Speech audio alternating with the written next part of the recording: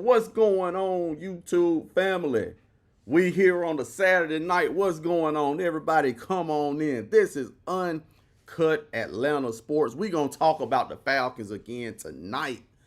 We're going to talk about some good stuff that I kind of been hearing from Kevin Stefanski. I really like some of the stuff that I've been hearing from him.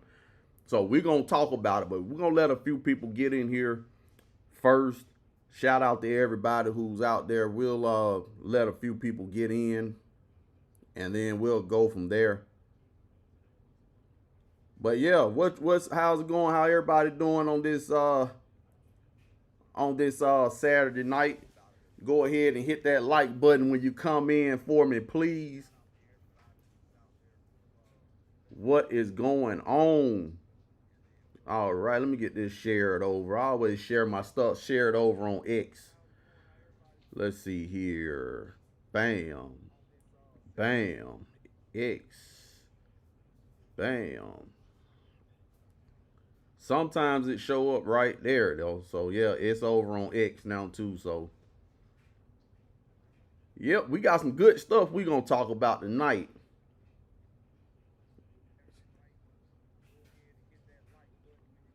So yeah, we'll give it a little time, let a few more people check in. Let me know where you're checking in from if you come in. I know people are afraid sometimes to jump in the chat, but don't be afraid. Don't be a stranger. Jump in the chat if you want.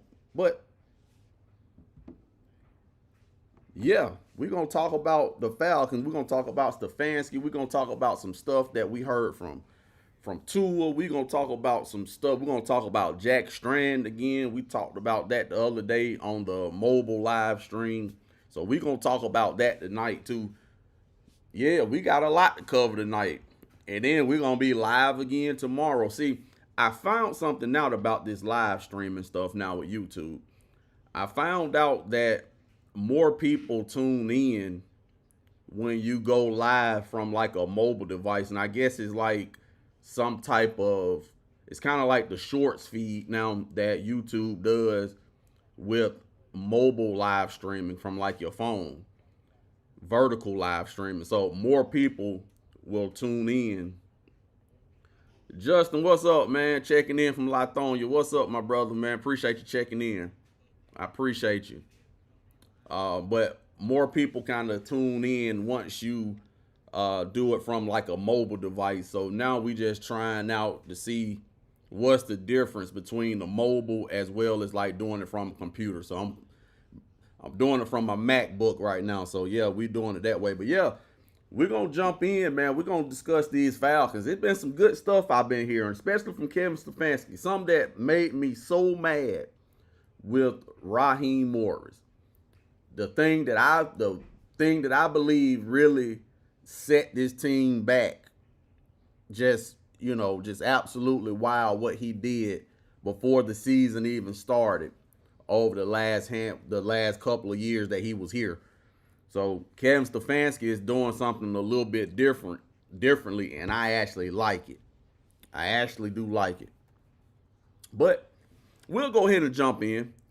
We got one in, so hey, one I'll take one. That's all good. But so we know over the last couple of years, the problem that I had with Raheem Morris is sitting the starters.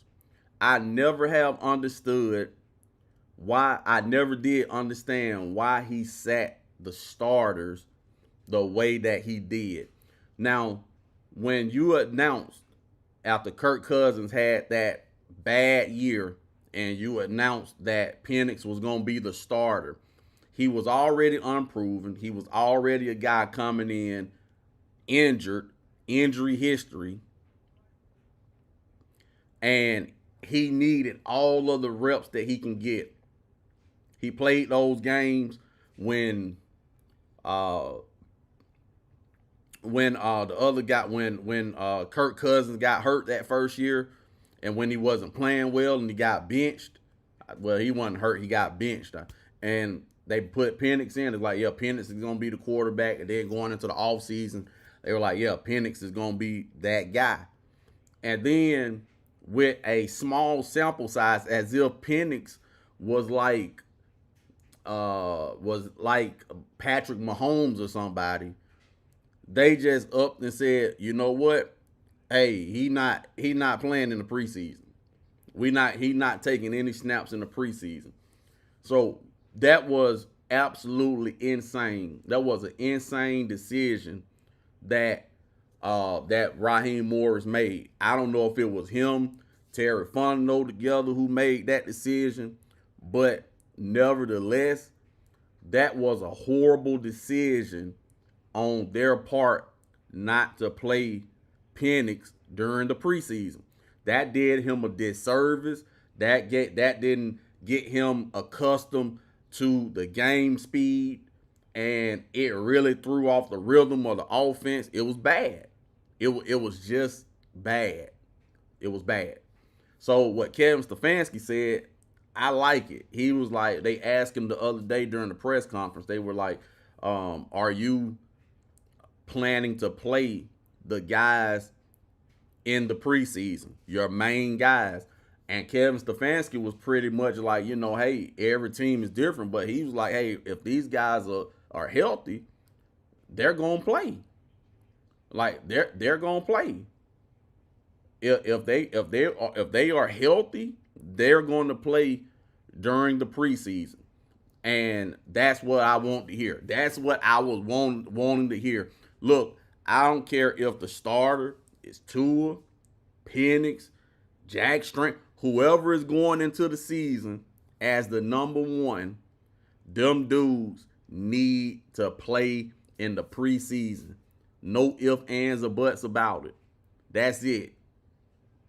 It ain't no. It's not even optional, because you're not dealing with this. Is not no Patrick Mahomes or Lamar Jackson or Josh Allen or Tom Brady, or I mean, heck, even the dude down in Tampa Bay who mad right now, Baker Mayfield.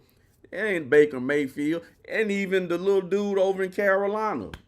It's not even him. These are guys who have something to prove, all of them. Tua have something to prove. Michael Penix has something to prove.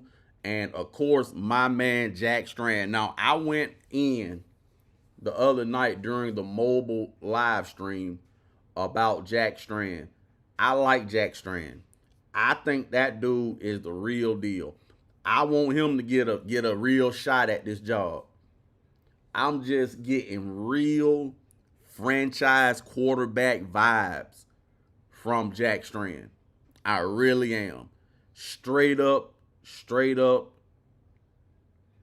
quarterback, franchise quarterback vibes. And so that dude, I did not know that he could sling it the way that he did. I knew that we drafted him. After they drafted him, after he came in as an undrafted free agent, I didn't pay much attention to him. I'll admit, I didn't pay attention to it. I really didn't. But when I actually saw him in camp, and then I said, let me do some digging. Let me go and see what this dude did back in college. Since he was undrafted, I think he went to like a D3 school. It wasn't even like a Division II. I think he was at like a D20 school. But so I knew the competition wasn't great at the college that he was at, but I still wanted to see just the dude, how he slinged the football. So I went and checked out. I went and pulled some of his highlights on YouTube from college.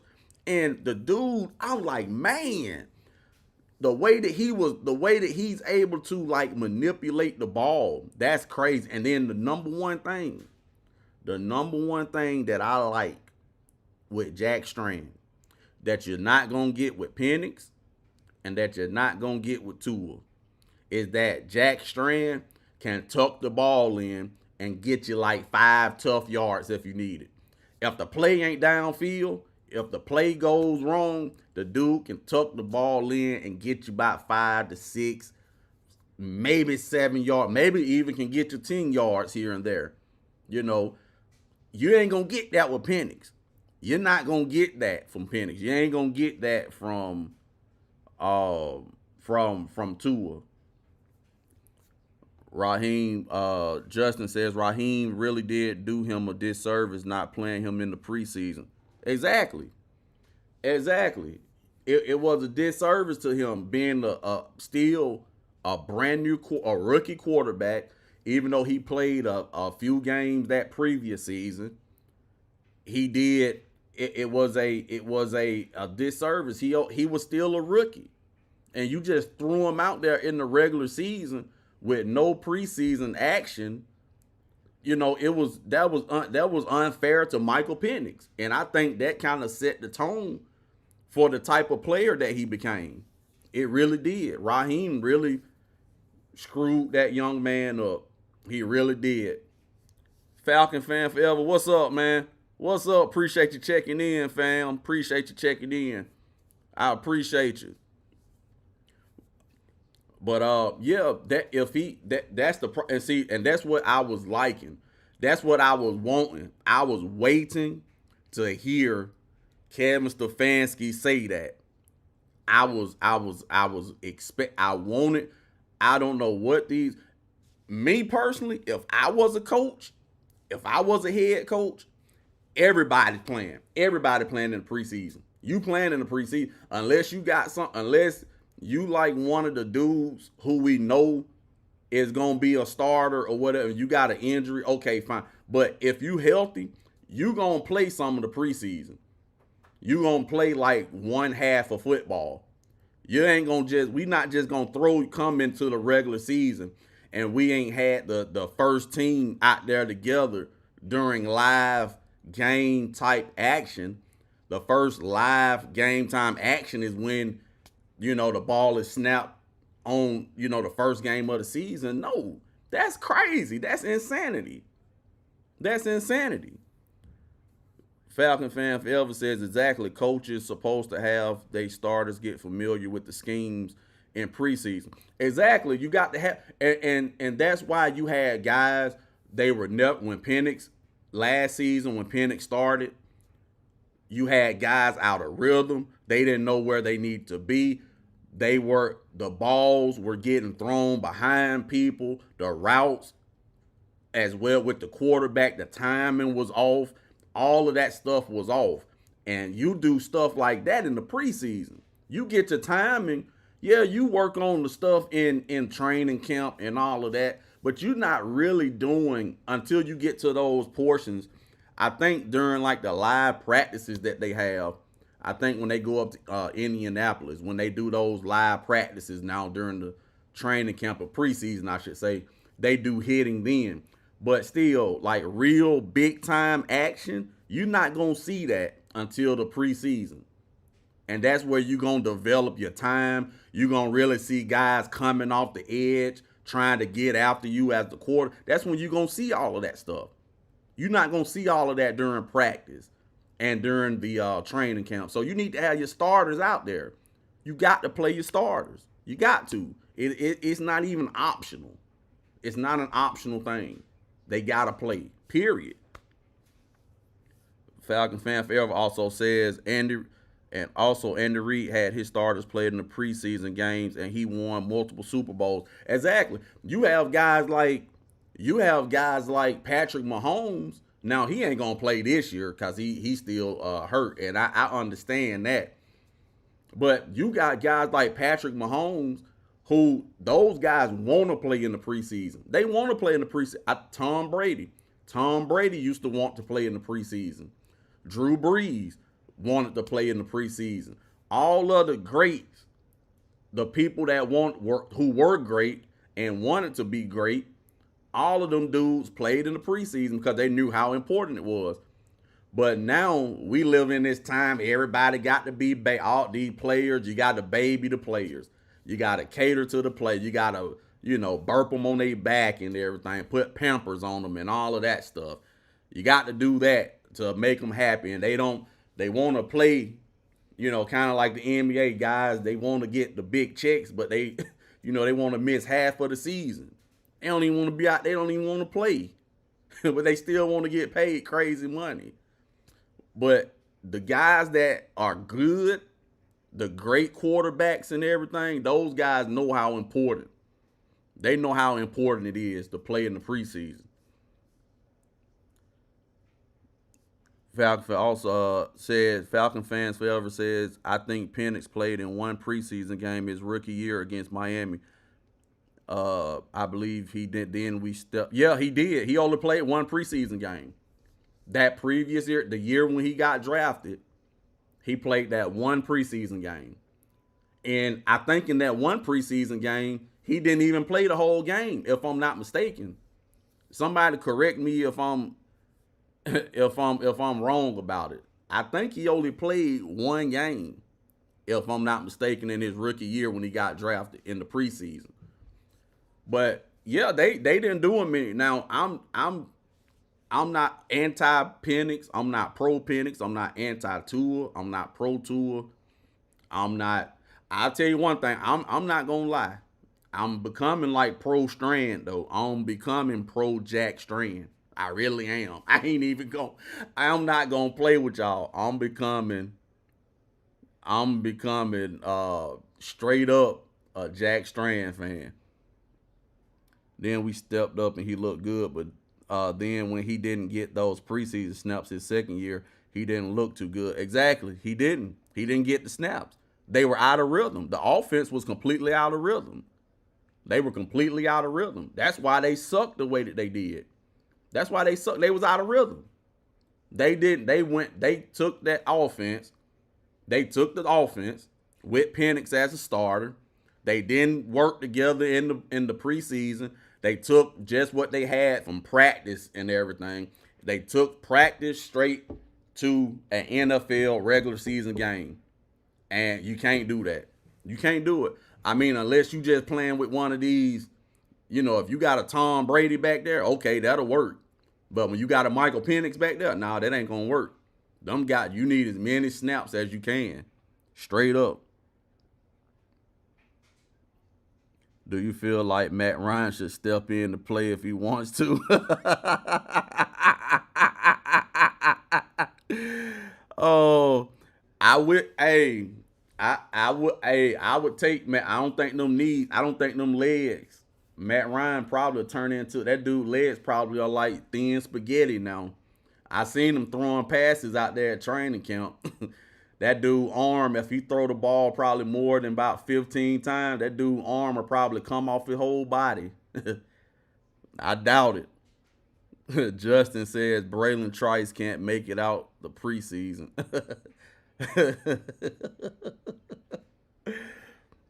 Justin also said, no, man, we can't get Matt Ryan.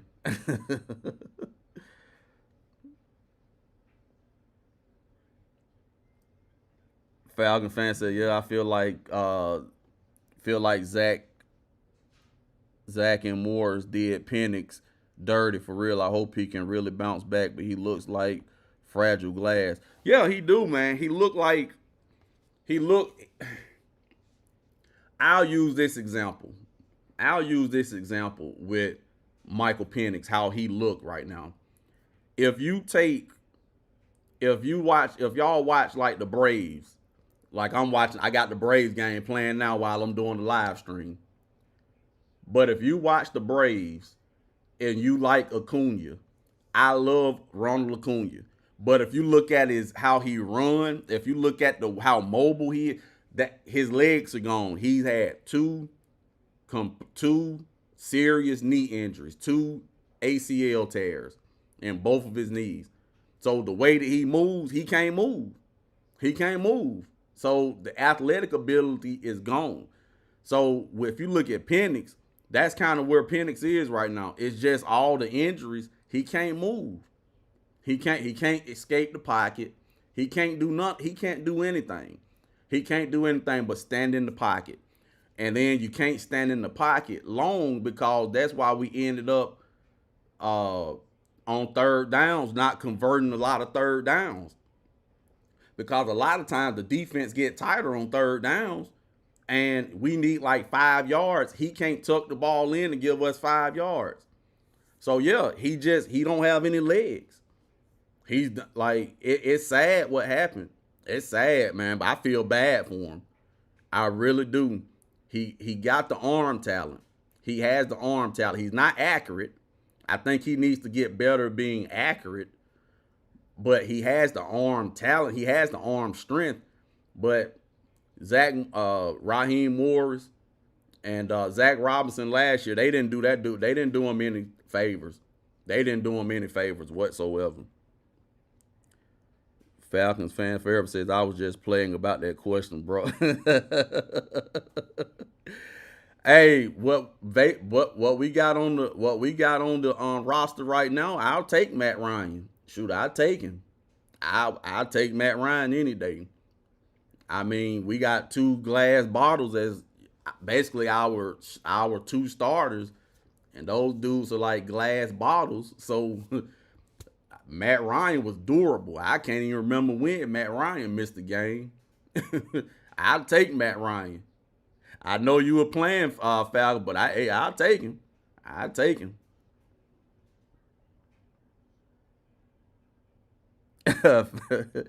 Yeah, I knew he was Justin. I knew Falcon fan was playing. I knew he was playing when he said that though. I knew he was playing. Falcon fan, if you ever say, yep, I was happy when we got Penix, but now I feel like this team did him dirty. The staff set him up to fail. Yeah, they did. They did. They didn't do him any favors. Now, I don't think that he needs to start. I don't believe that he actually needs to start now. I think we have, if Tua is healthy, we got two better options in Tua and Jack Strand over Michael Penix. But I think they definitely stunted his growth. They stunted the mess out of that dude's growth. They could have did so much more. They could have been so much better with how they handled Penix when they drafted him. So I just don't want him. But as I've said, if you've been on these live streams and stuff, you know me. I want the guy that's gonna get us the win. That's what I want. I don't care about all that. You know, my favorite player is Penix. My favorite player is Tua. My favorite player is Jack Strand. My favorite player is this and that and all of that. No, man. Who is gonna get us the win? That's all. I don't care. Forget all that up. Forget culture. Forget how nice a person is. All that stuff. Don't really care, man. Who gonna help us win? Justin says, right, your best ability is availability, and Matt Ryan was definitely that. Yeah, exactly. He was definitely available, and as many times. Now he made me mad sometimes because he would miss throws, and towards the end of his career, his arm was getting weaker, so he didn't have the arm that he used to have, and so I would get aggravated about him because he couldn't make the throws, but he was solid. You knew what you was gonna get. He was always gonna play. It wasn't all of this. My leg hurt, my arm hurt, my back hurt. I got a flare up. You knew on Sunday. You knew that Matt Ryan was gonna be out there, and that's the problem we got right now. We don't know from Sunday to Sunday. We really don't know who's gonna be out there. We don't know during the week, is Tua gonna have a flare up, or is Tua gonna be, during the week with his hands like this? I mean, I don't know. Is Penix legs gonna give out on him during the week during practice, and he's gonna be out on Sunday? So we don't know. We just don't know, and that was the best part about Matt Ryan.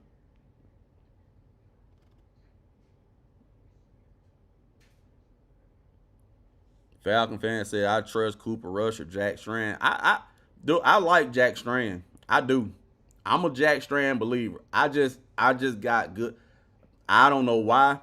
I've looked at the highlights. I've looked at him. I've seen him in training camp. It's just something about the dude. It's just something about him. Something about that dude that he just got franchise quarterback written all over him.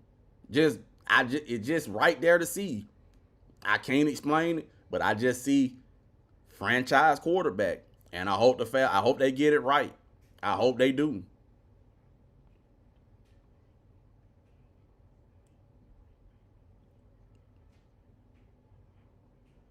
Justin says, I like Jack because he can develop into something special, and just watching him practice, you can tell he's a listener and a worker. He just wants to get better and better.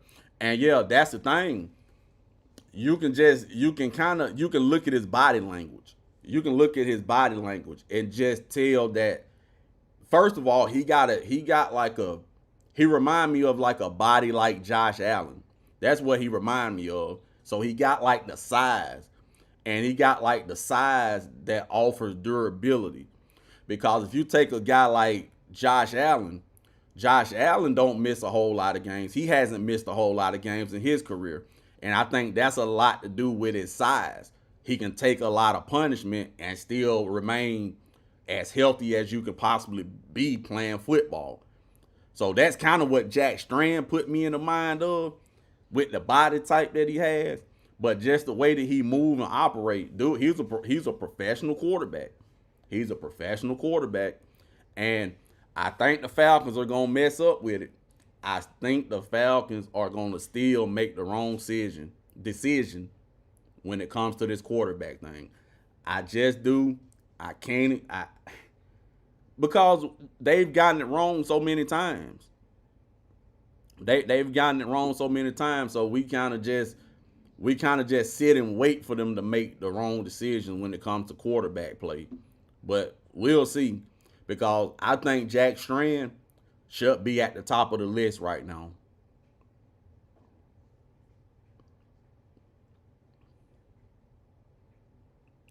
Falcon fan forever said, yeah, I'm going to start calling Jack Strand Jack Frost.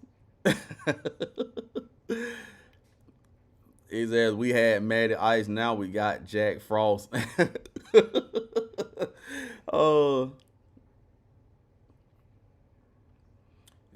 Yeah, Penix, and he's also said, yeah, Penix is too little to me, I noticed. Yeah, Penix, they're not,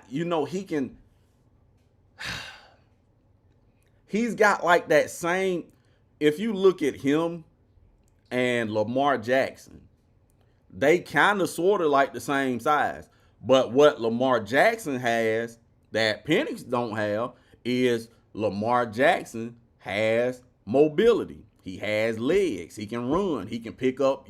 See, that's the thing about Penix, what people have to realize, Atlanta fans, when it comes to Penix. Because a lot of people have migrated to Penix.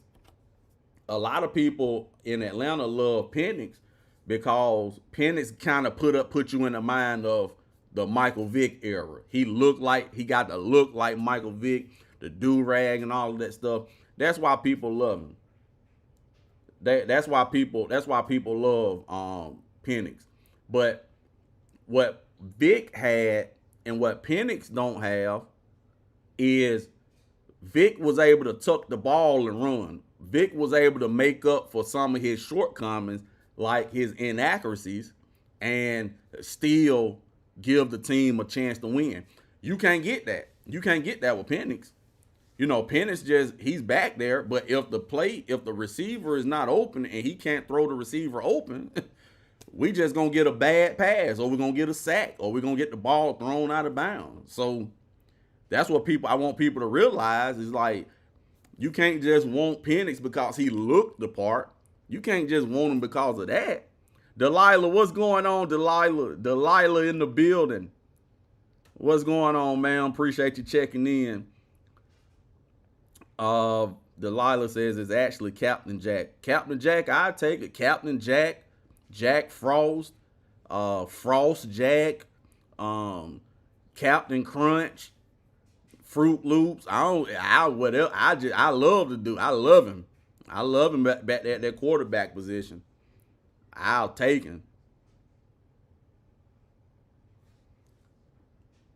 Falcon fans forever says Penix is not a mobile QB. He's a pocket passer. Yeah, exactly. And see, that's the problem. The league is it's not that same Tom Brady, Peyton Manning league. Like, you used to be able to, you have to have elite elite like quarterback IQ to be just a straight up pocket passer. That's it. And make your bed as a pocket passer. Those dudes made their beds as a pocket passer because they were elite at diagnosing defenses.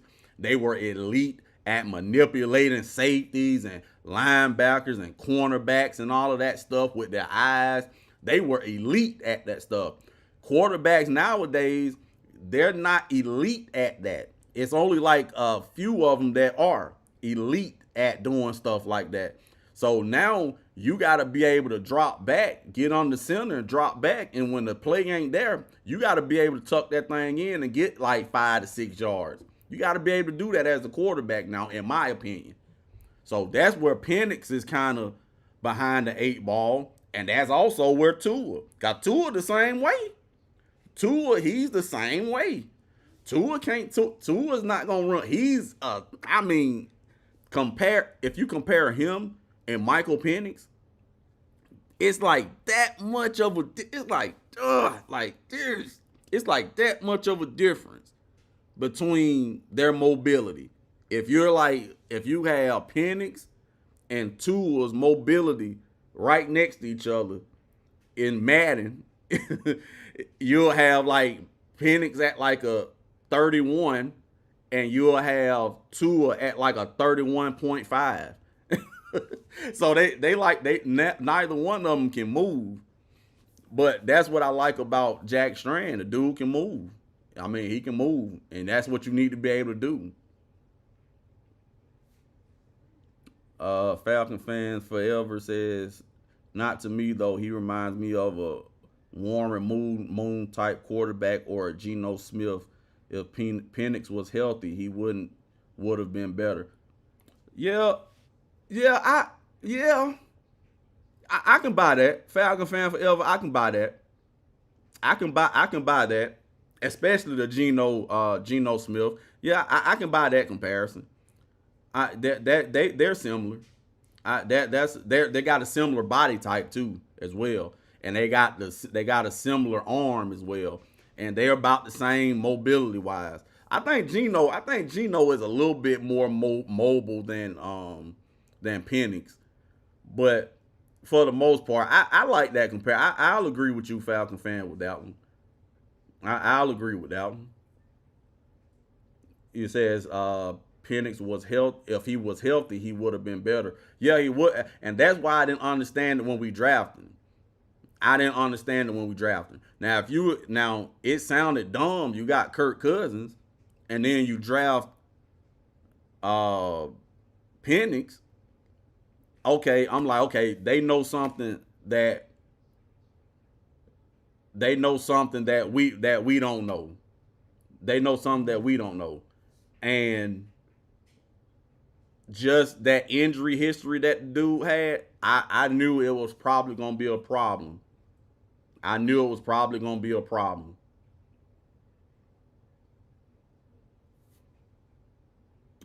Delilah says, what insanely mobile quarterback has won a Super Bowl? Not many. I got you. I got you. Yeah, it hasn't been. I'm not saying when I say that nowadays you need a mobile quarterback, I'm not saying it in the sense that the quarterback's legs are going to win you a Super Bowl. What I mean by when I say that you need a mobile quarterback, I can count probably about well, let me stop. I ain't gonna say that. I know it's a bunch of games last year to where on third down, it was like we only needed a few yards for a first down to keep the drive going. Penix is back there, and we're out. We don't get the first down, and there's like 10 yards right up ahead. Penix could have took off running and gotten the first down. So that's what I'm saying, is that a mobile quarterback is going to put more pressure on the defense, because the defense can't just sit back in coverage, especially when you're going to have guys like Kyle Pitts and Drake London, you don't want to have you don't want to have you don't want guys to be able to just you want to have some guys having to spy, keep an eye on the quarterback too. You don't want them to be able to just drop everybody back in coverage because they know that the quarterback is no threat to pick up 5 to 6 yards with his legs when the time is critical for that. So that's what I'm saying. It's like a in case of an emergency break glass situation. You're going to need your quarterback to pick up some yardage for you. You're going to need that from time to time to keep the drive going and to possibly win the game for you. But I understand what you're saying, though, Delia. No mobile quarterbacks. It hasn't been a lot of them to win. Russell Wilson was mobile when he won that Super Bowl. So he's the only one that I can really think of off the top of my head back when he was mobile. But still, I think that's just a positive addition to a team when your quarterback, when the play is not down the field, they can take off and get you a handful of yards when you need it. Falcon fan forever says, Falcon fan says, I hope Tommy Rees does good as our new OC. He wasn't the OC at the time when Stefanski was the OC. It was Alex Van Pelt. I'm glad he's on the staff too. May he help Rees out a lot as the quarterback coach. Let me know if I'm wrong, but I think he's been kind of working with Penix too a lot. I think Tommy Rees has really kind of went to, because here's the thing, even if Michael Penix, I think if Michael Penix don't win the starting job this year and he's like quarterback 2 or he's like quarterback 3, I think that he's probably going to be traded. I think he's going to either get traded. I can probably guarantee that he ain't going to be with the Falcons past this season. They're going to trade him or something. And so, but I really want the man to be successful. He's a good dude. He's a solid dude. So I think Tommy Rees kind of working with him now, because Tommy Rees is actually a pretty good offensive coordinator. So I think that working with him is going to kind of elevate Penix more. Penix got to get on the center. Penix got to get on the center. That's just pure. I want to see Penix in a real game on the center. I want to see that. That's until he does that, and I get it. These colleges are destroying these players. These colleges are messing up these, especially quarterbacks. Every college, you see these guys back there in the shotgun, in the pistol. Every college. It don't matter if it's Division 1, 2, 3, 4, 5, 6, 7, 8, 9, 10, 11, 12. Whatever. ACC, SEC, all of them. All of the league. They all have quarterbacks not under center. And I don't get it. I don't get it. And then these quarterbacks have to make the complete change when they come over to the NFL side to try to do something that they never did before. So it's crazy. I don't understand the college coach thinking as far as these quarterbacks not being on the center. I just don't get it.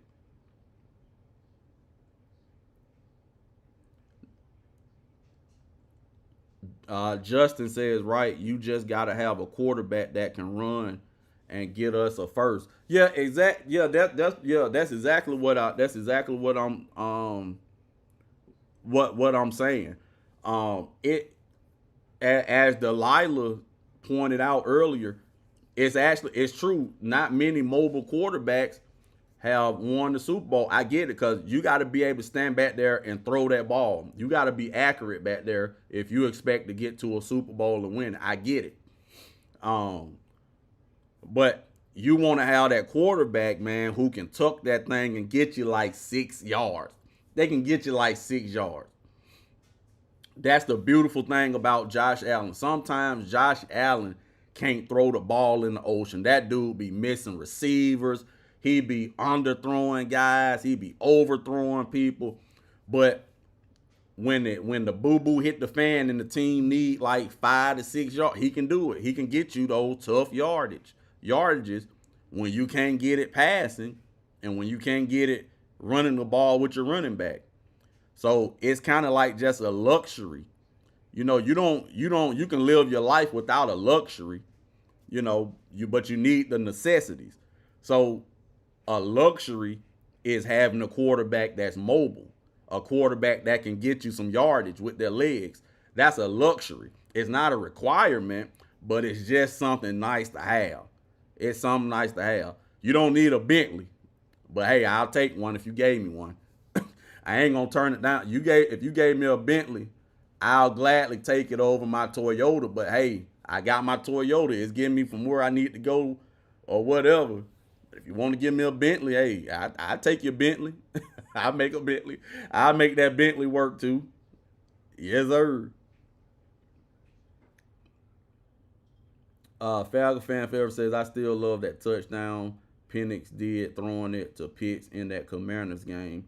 It sucked. We lost. Yeah, that was a pretty one. And when he connect, and when Penix actually connects with the when he connects with the guy, it's a beautiful thing. It's a beautiful work of art when you see that left-handed release, and he's so fluid. He's fluid when you see him on the clips at practice and everything, throwing the football, especially at long distances. It's beautiful. Beautiful. Penix is what he is because of injuries, man. Injuries and not being developed. And now I think that kind of screwed him all up. He could have been much better. But injuries and bad development is kind of have already pretty much derailed him as a young quarterback. So I see how Kirk does with the Raiders, though. I don't know. I seen the clip. Kirk Cousins look old. They were doing like the suicide drills out there on the field, and dude could barely make it. To each line, to each hash mark, to each yard line. So I was like, man, it's gonna be interesting to see what Kirk gonna do. Cause Kirk like he can't even move. Kirk Cousins look terrible. Delilah says, lost that purely on coaching too. Rod didn't call the timeout at the right time. Yep. You right, Delilah. Yep. Falcon fans forever says, I think it will be Jack Strand as QB1. It might be. I think it's gonna be between him and Tua. It's gonna come down between him and Tua. And I don't know. It's gonna come down between those two. But ultimately, I think it's gonna be Tua. I think it's gonna be Tua, and this is why. It's gonna be Tua because in today's sports world, in today's, with the coaches who are afraid to hurt players' feelings and all of that stuff, in a lot of occasions, they ignore what is happening on the field, and everybody is more concerned about what a player feels and how they feel. And I don't get that, because at your job, think about your job that you do. If you go in and you suck at your job, you're not going to get too many times to suck before your boss run you out of there. You ain't going to suck at it too many times. They going to run your behind out of there before long. They ain't going to care about if you got a wife or a husband or children or family. They don't care. They don't care if you got car notes, mortgages, rent. They don't care. They going to run you out of there. You're not doing your job.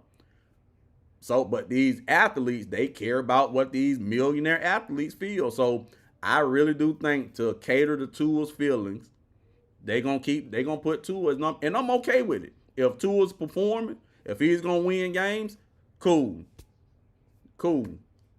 I'm cool with it. But if he's not better than Jack Strand need to play. And I'll be cool with that. And if Penix outperforms Tua and Jack Strand in the preseason and I'm play Penix. So I want the guy on the field that's gonna win. I don't want them to be looking at how guys gonna feel. Who cares how they feel? I don't care. I don't care. My boss don't care how I feel, and they let me know that every day when they make me do something that I don't feel like doing. But if I want to have a job, I'm gonna do it. So that's what I'm saying. Like, these guys got to make sure that they gonna put the quarterback that's gonna help us win. And Jack Strand is looking like that dude, but I think it's gonna be Tua. I really do think that it's Tua. Justin says Tua is one. And I'm done. Yeah, shout out to you, Justin, man. Appreciate you checking in, bro. Appreciate you jumping in on the live, man. You have a good Saturday. You have a good rest of your weekend, my brother. Yeah, Tua, I think he's gonna be one. Falcon fan forever says, yeah, me too. Delilah says Penix needs to play better against the blitz. That's it. That's his weakness. I have watched all of his tape. Yeah. Yeah, Delilah, exactly. He got to he definitely got to work on the blitz. And Delilah, that's what I was saying. That kind of ties in. That kind of ties into what I was saying about mobility. A quarterback that's mobile. When you have a guy like Penix who is kind of slow, if you look at him, he's slow processing the defense. He's slow processing, okay, what defense are they in? What scheme are they in? Do I need to change the play? So he's slow, not slow like a slow, slow, but just reading he's slow diagnosing defenses. And that's why he finds himself struggling a lot against blitzes, against pass rushing.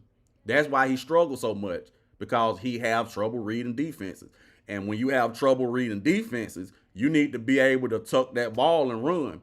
Because when you get back there and the guy who you keyed in on is not open, and you're not really comfortable scanning the whole field and diagnosing what package that defense is in, you better have some type of ability to escape that pocket with your legs.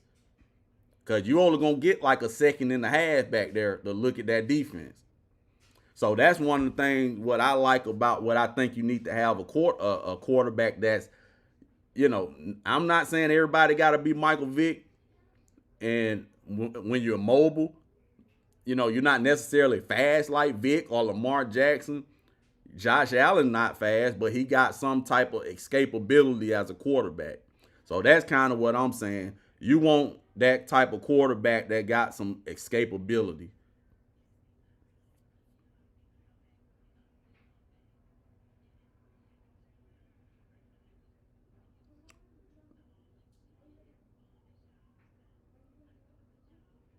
Delilah says he panics and has run hesitation. Yep, I agree. I definitely agree, Delilah. Justin says Strand won't be QB1. I think Blank made it clear to everyone in their ability to get Penix right. Yeah, I remember Arthur Blank saying that, Justin. I remember Arthur Blank saying that. And I hate that Arthur Blank did that. I really hate that Arthur Blank did that. Because now you have a guy, an undrafted guy on the roster that looks to be better than your two guys that you really keyed in on. So that's where you back yourself into a corner. That's what he did with, who was it, Julio, about the contract and all of that stuff, and ended up giving Julio the bad contract. And so Arthur Blank, I don't know why he said that.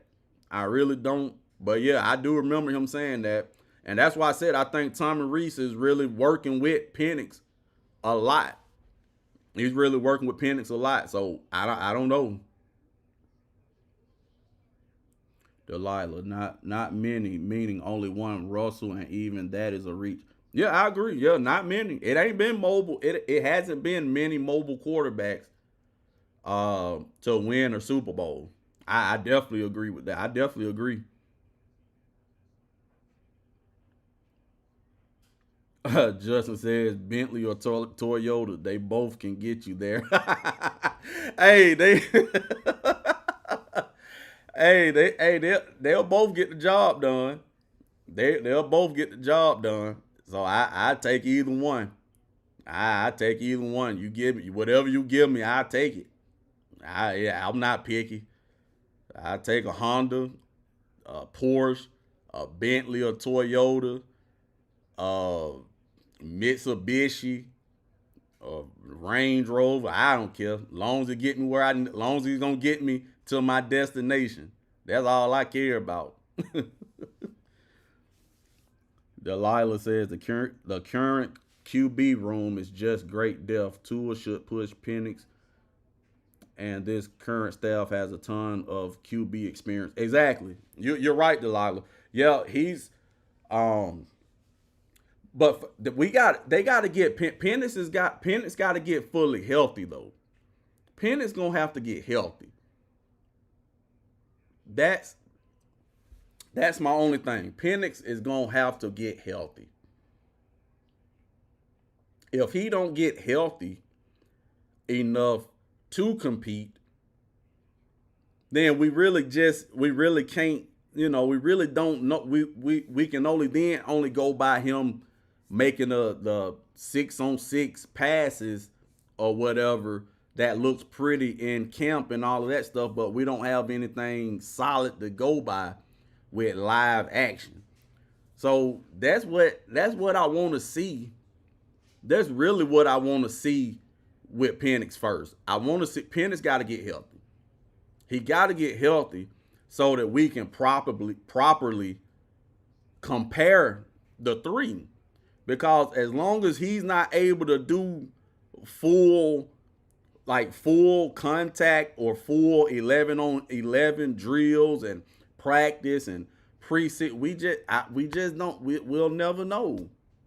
We'll never know. But you would think that Tua being on the rock, and now even Jack Strand, you would think that that's going to push him to be a lot better and push him. And then with the experience that we have now on the staff, as far as the coaching staff, it's loaded with guys that can get Penix right. It's loaded with guys that can work with him. But again, I just believe that his growth got stunted so much at the beginning of his career with Raheem Morris and everybody else. I don't know. I really don't know. And if he's not the starter this year, I really do think that he's not going to be on the Falcons past this season. Yeah, he's not.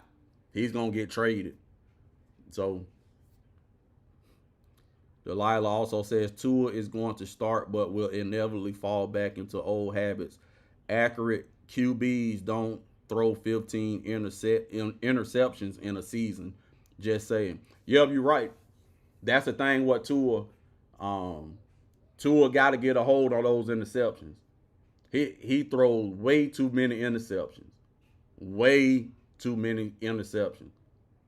And if you look at Penix, if you look at their stats from last year side by side, of course Penix is a lot of his numbers are not comfortable because he missed a handful of games towards the end of the season. But I think Penix had 5 or 6 before he got hurt for the season, something like 6 interceptions. So Penix was on par to throw a lot of interceptions too had he played the whole season. So all of them got to take care of the ball. All of them. Including Bijan Robinson. Yes, sir. I said it.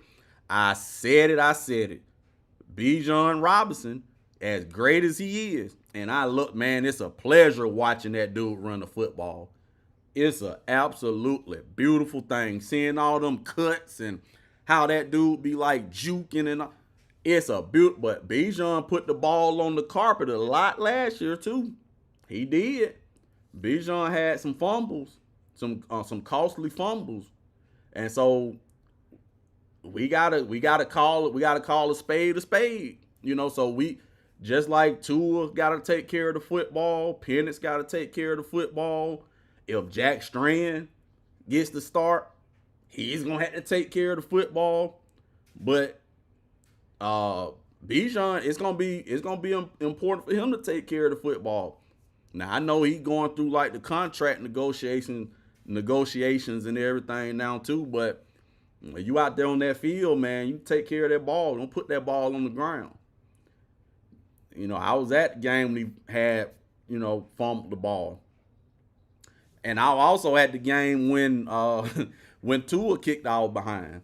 When Tua came in the bins and beat us down. I was there. And it wasn't a pretty sight. So Tua, he carved up our defense. And he didn't do it with like long passes. He did it all in the middle of the field, short range passes, but effective passes. So Tua got the ability. He got the ability, and I really want to see Tua linked up with Kyle Pitts. I think Kyle Pitts is about to have a crazy season. Kyle Pitts is about to have a crazy good season. I really do believe that. Delilah says, I hope I'm wrong about Tua. At the end of the day, I just want the team to win. Exactly, Delilah. That's what I want.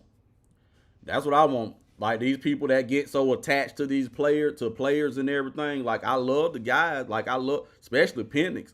Man, how can you like root against Penix? The dude is just if you heard him talk, the dude is humble. Just a solid dude. Humble dude. You don't want these guys to not succeed. But at the end of the day, you as a fan, you paying all this money. We pay all this money on season tickets, and if you don't have season tickets, you paying all this money on, regular tickets or whatever. You buying merchandise, all this food and stuff at these games. Man, you just want to get your money. You want the team to win. That's all. You just want the players on the field that's gonna win. It ain't nothing personal. It ain't nothing personal against the player. You just want the guys that's gonna win. And that's what I want. I can care less if Tua, Penix, or Jack Strand get the start. As long as whoever gets the start, they beat the other guy out based on what they did on the field, what they did in camp and in the preseason. They honestly beat them out with their talent. That's all I care about. Whatever happens after that happens. But all of that, getting emotionally attached to these players to where you can see them stinking the joint up. You can see these guys sucking. You can see them terrible. Game after game, they stink. But some people get so attached to the player, they can't separate the person from the player. They think if they criticize the person, the player, they criticizing the person. And that's not the case. You criticizing the what you seeing on the field, on the court, or whatever sport it is. So that's how I see this whole quarterback thing. I just want the guy that's gonna win.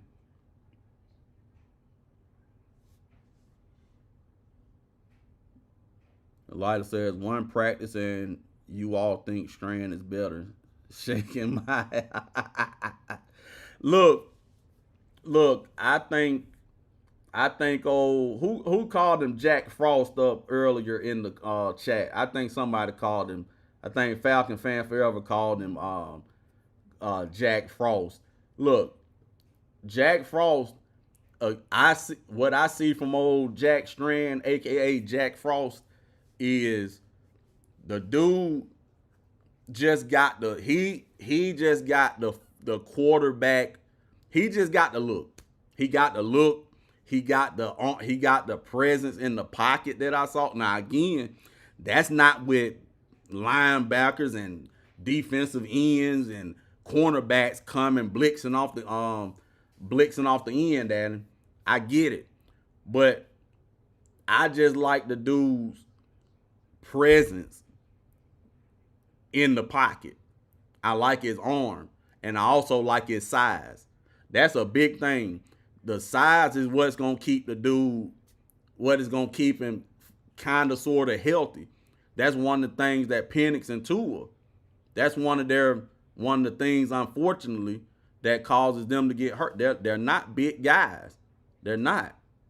You look at Lamar. Lamar Jackson gets hurt a lot. Why? Because he's such a small guy. They small. So Strand got some size. That dude got some. He got some size.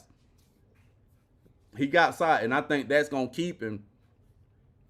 That's gonna keep him fairly upright as far as health goes, and not having to miss a lot of games. And that's what the team needs. The team needs somebody that's gonna be available. Availability. That's the most important thing. Availability. If you got availability, you're more dependable than a guy who you may be better than. You may be better than him, but if you hurt every other game, then you're useless. So I don't think that Jack Strand is, to say, so much better than Tua. I would just say that Jack Strand has the ability to be available more than Tua and more than Penix.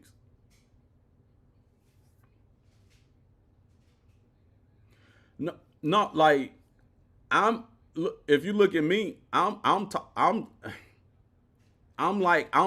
would be considered like tall, but I'm still considered like a small guy. So me and Penix, it's not much of a difference between me and Penix size wise. And if you took me and Penix, I would be probably like the body type. I would be like right there, similar to Penix. And I know I don't have the size to be. I got the stature, but I don't have the girth. If you know what I'm saying, I don't have the girth.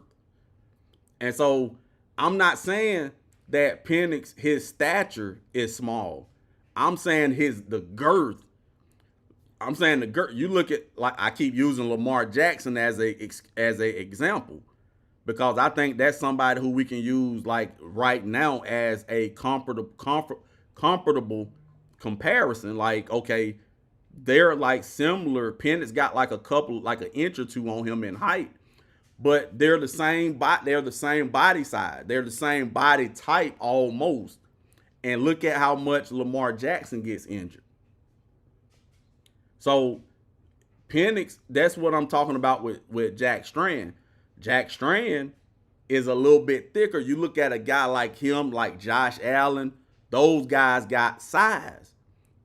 Though they got a little bit of size on them. Not that they're like giants, but it's the girth.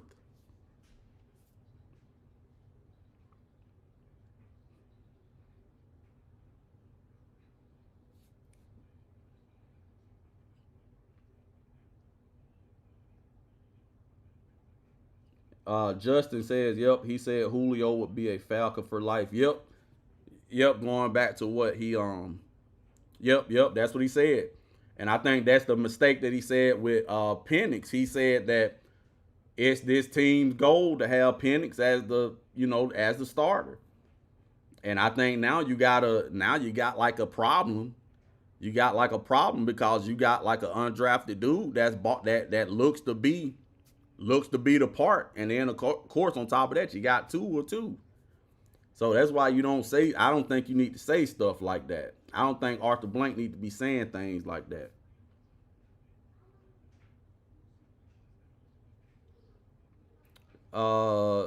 Delilah says Jack Strand's level of competition in college is my only concern. He passes the eye test, but this is the pros. Yep, I agree.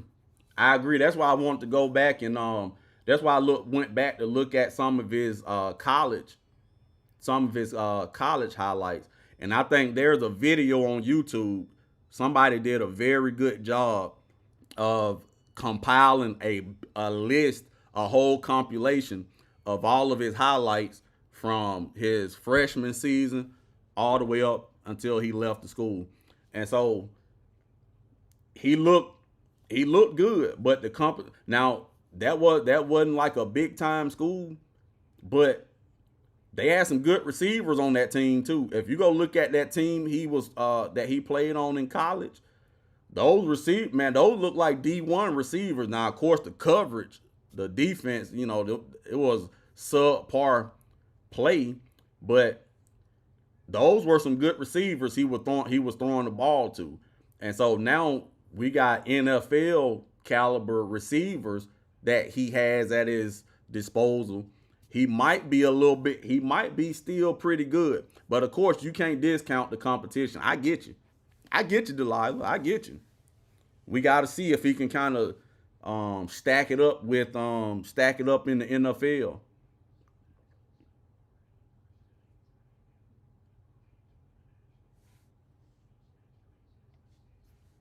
Yep.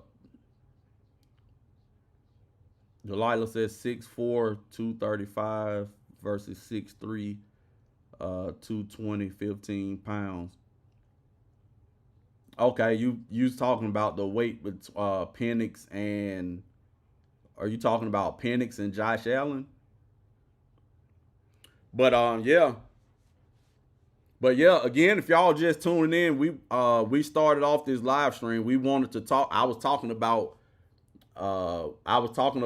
Kevin Stefanski, and I like what I heard from him in the press conference. I usually don't listen to press conferences. I usually don't listen to. I don't listen to all of that, all the player interviews and all of that stuff because you're not gonna get the truth. You're not gonna get the truth during those interviews and press conferences. They're gonna give you all of the company man answers and all of that stuff. So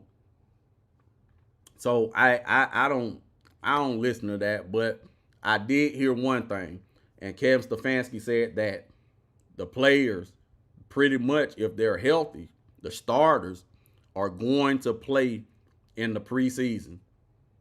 And that's a big thing. That's a big thing when it comes to these quarterbacks that we're dealing with. And also some players. We got a lot of rookies. We got a lot of people on defense who need to get reps in. We got it.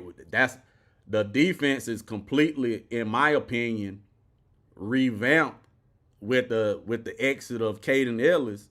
So that defense got to be on point too. So they need to play. Those guys need to play in the preseason.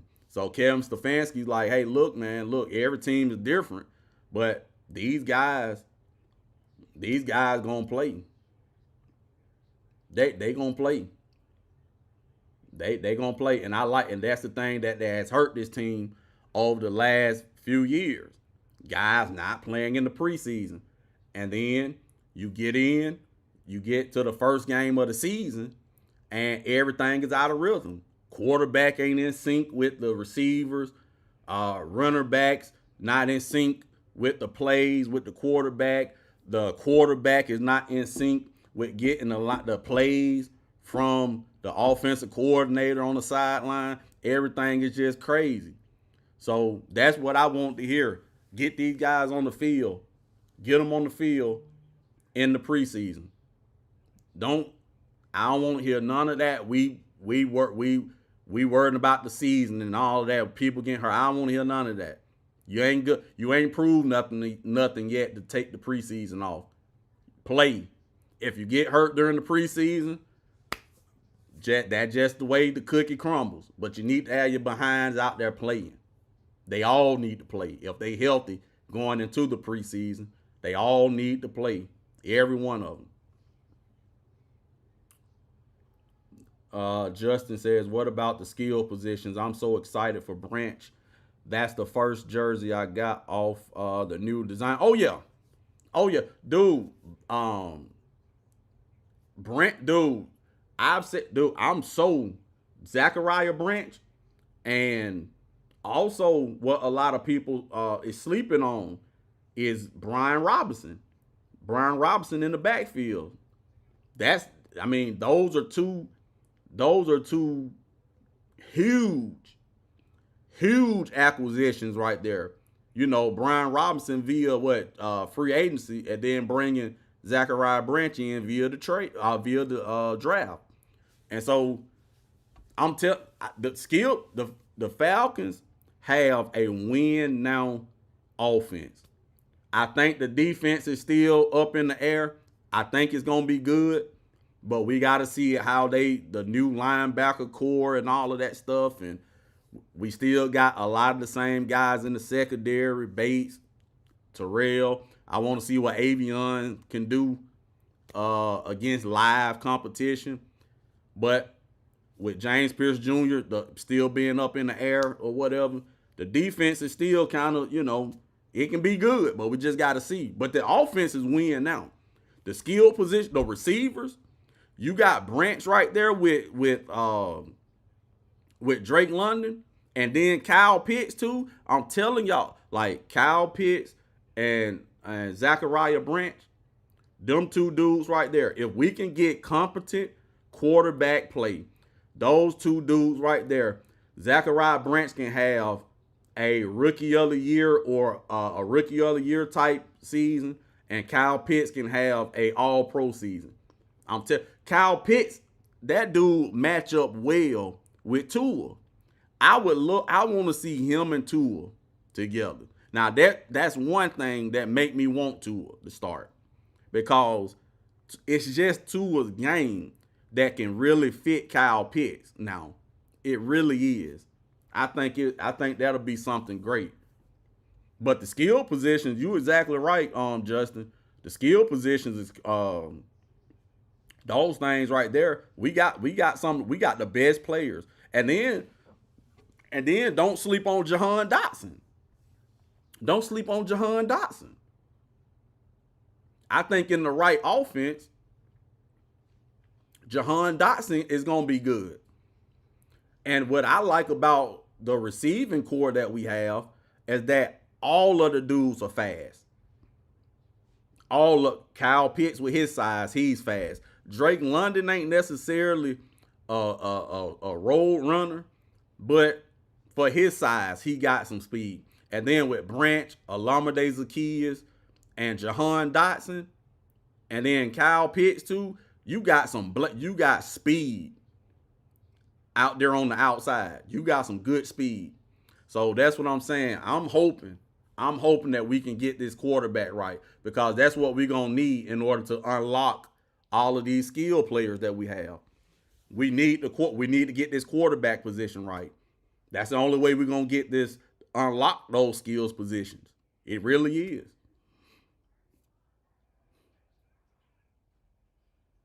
Delilah says Penix and Strand way. Okay, yeah, you was talking about.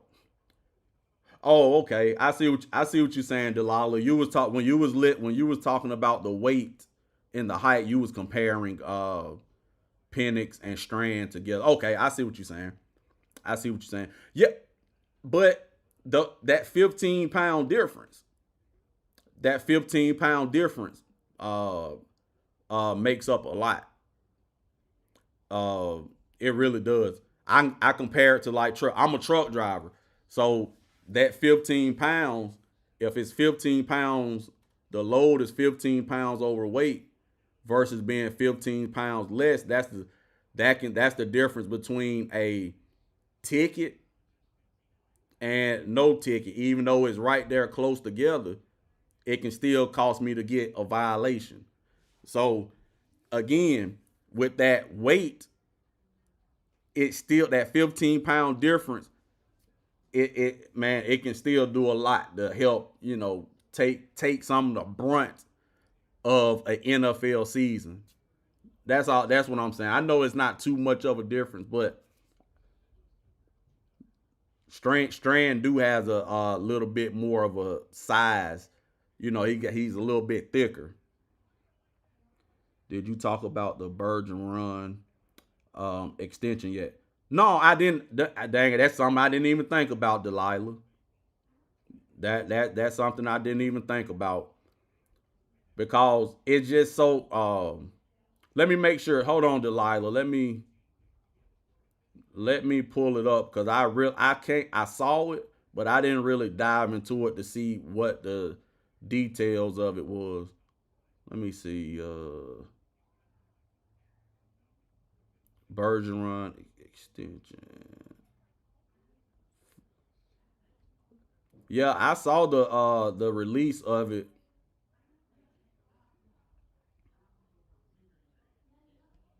Okay. Appreciate you, Delilah. I appreciate you reminding me. I saw it, but I didn't go into like the details. But yeah, if y'all don't know, Bergeron, Matthew Bergeron with the Falcons, he signed that $96 million deal extension with $60 million fully, with $60 million of it that's fully guaranteed. And Ian Cunningham, he said Matthew is the type of player you build around. He's establishing himself as one of the top young guards in the NFL, and his toughness, consistency, and leadership have made him a cornerstone of our offensive line and culture we are building in Atlanta. Now, Bergeron has been pretty good. Bergeron actually has been a solid. He's been solid on that right side. He's been a solid guard.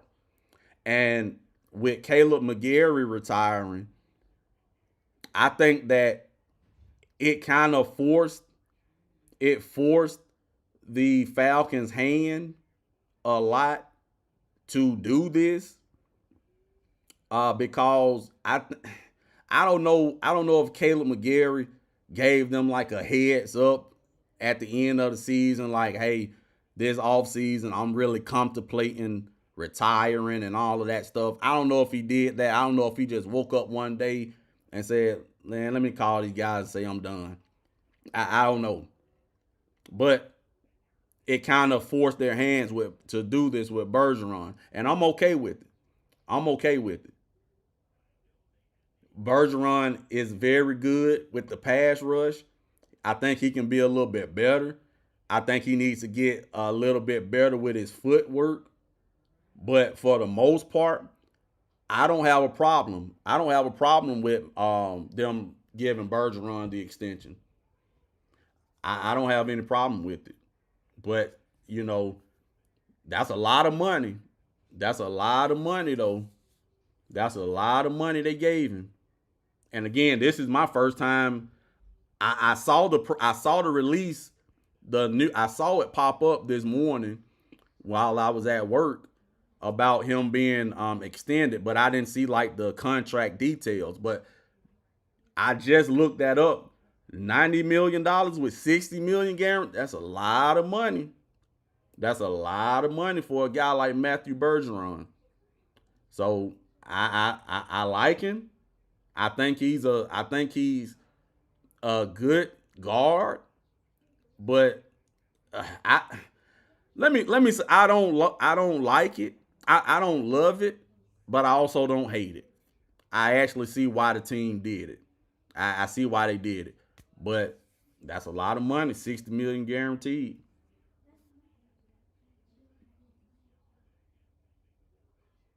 Justin said, Delilah, I saw that they locking everybody up. Justin said 4 years. Yeah, Justin. That's what I'm. Yeah, 60 million, dude. That's what I'm saying. 60 million guaranteed on the guard, man. On the guard, on the offensive line. So it. I don't know. Again, Bergeron is not a bad offensive lineman. He's not. He's not a bad guard. He got the side. He got good hands.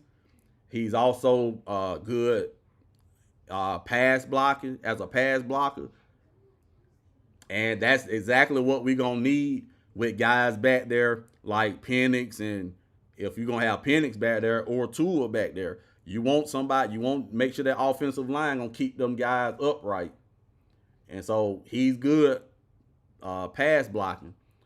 But 60 million guaranteed, 90 million. I don't know. We'll see. We'll see. Justin says Bijan gives a lot of props to Matthew. Yeah, like I said, he's not a bad offensive lineman. He's not. He's worth money. But That's a lot of money. It's a lot of money, man. 90 for offensive lineman. That's a lot of money. But yeah, he's a good, and he's also gotten better too. In the run game, he's gotten better in the run game and everything. Again, I think his footwork needs to improve just a little. He got good hands. That's why what makes him a real good pass blocker. But I think if he gets that footwork down pat, you know, he's gonna be up there. He's gonna be Pro Bowl type level year after year. So Bergeron, he ain't no scrub. He's not a scrub now. No way. And so let's see. Bijan, yep, Bijan like Bergeron. Delilah says, I think they are planning for Jake Matthews looming exit in 2 years. Yeah, that could be. Yeah, could be. Yep, again. He might. Jake Matthews again, as you said, Delilah. 2 years, he ain't going. We got. But yeah, let me get. Delilah. Yeah, he 2 years from now, he might. He probably is. They preparing for him to go, and I don't even think he might even make it 2 years. He might be a trade candidate too. Jake Matthews. We'll see, but definitely 2 years. That's probably what they're doing with Bergeron too. That's probably why they with Caleb McGarry and then the uncertainty around Jake Matthews. Yep. That makes sense why they would do what they did by extending Bergeron. And we got an old ain't. We got a New Orleans ain't in the chat tonight. Who that for life? What's going on, fam? What's going on? Who that? Appreciate you checking in, fam. He says, y'all for Atlanta fan ready to ride the L train versus the Who Dat Nation. We'll see. We're gonna see what old Shuck. We're gonna see what old Shucks. Old Shuck. We're gonna see what he got to do. We gonna see what old Shuck gonna do. We gonna see, man. But hey, I'm not gonna talk trash to you, brother. Y'all could be good. I don't know. Y'all could be good. But y'all got a washed up runner back. Y'all got a quarterback that's still up in the air. So I don't know. Y'all need to go see what's going on with Kamara. You need to go see what's going on with him.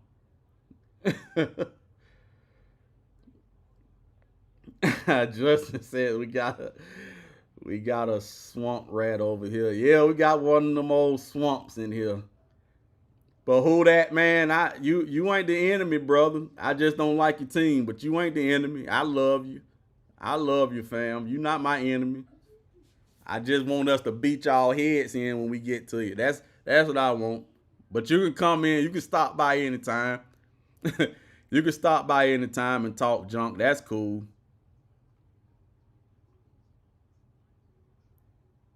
Delilah says Bergeron can also play on the right side, but I don't think they're going to move him. That's an interesting if he that's actually a good question. That's actually something good to think about. Because if it was me, and if I just cut the check to you and you can play on the right, if I just gave you $60 million pretty much, and our top guy on the right side just retired all of a sudden, then I'm going to move your behind. I don't care. You going over to the right side. Yeah, he can play the right. He can play on the right side too.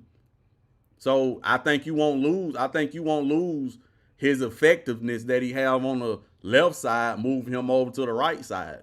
You ain't going to lose really any effectiveness. So I'm like, hey, dude, we just gave you $60 million. You going on the right side, bro. I don't want to hear. Hey, you don't want to go? I don't care. Get over on that right. Go. Get over there. Get over there and bend over and shut up.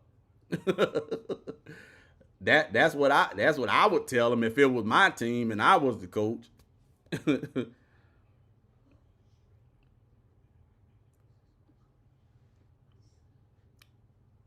Washed up. Uh, yeah, he washed up, man. Who that for life? Chris, man, yeah, Alvin Kamara washed up, man. He can't stay healthy. He's washed up. He is, dude. He's washed up.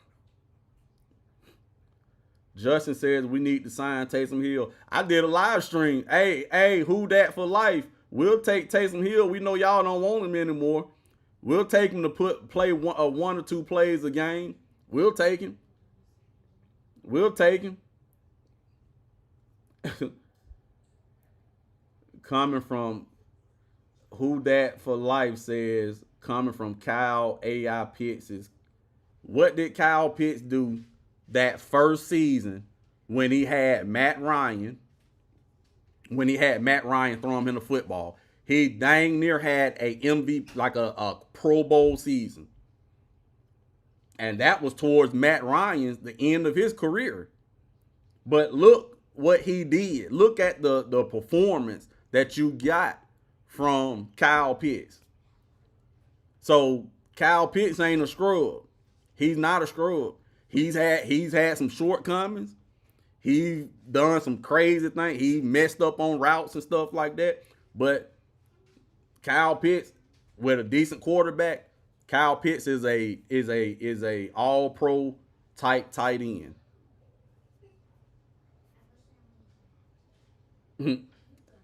Justin says, right, I love Aints fan in the city. Yeah, man. I love New Orleans. I love New Orleans, man. I love the people over there. I even love who that for life, Chris. I love you, man. Your team just sucked though, but I love you.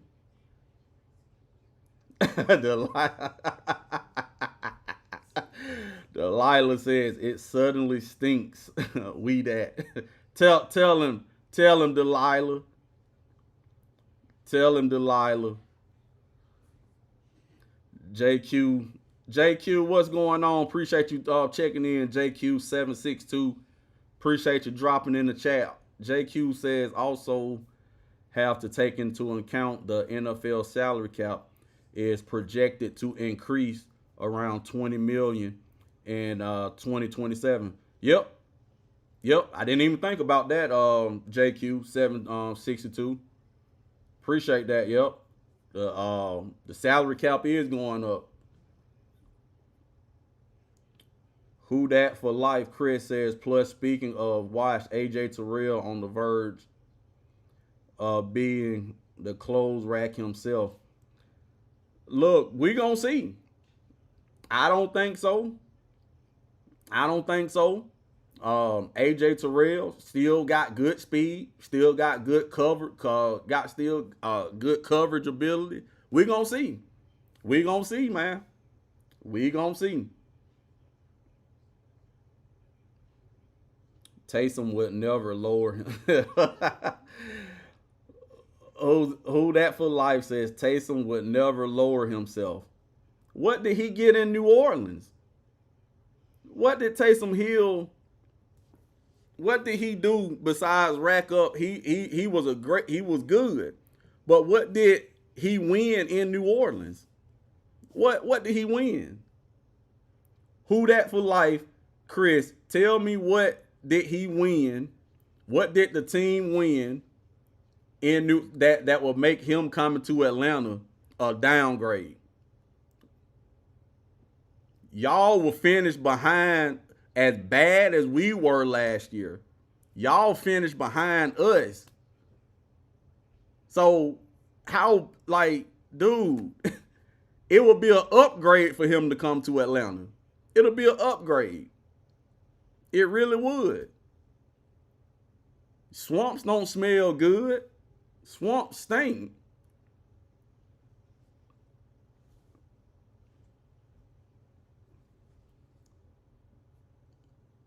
Who That Was Life says, you right. What did Pitts do?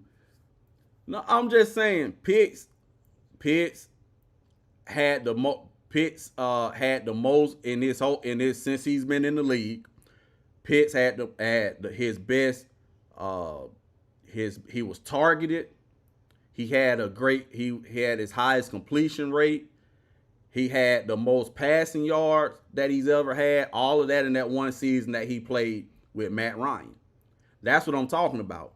He had a great season. And when the quarterback play degraded, that's when he degraded. That's when he degraded.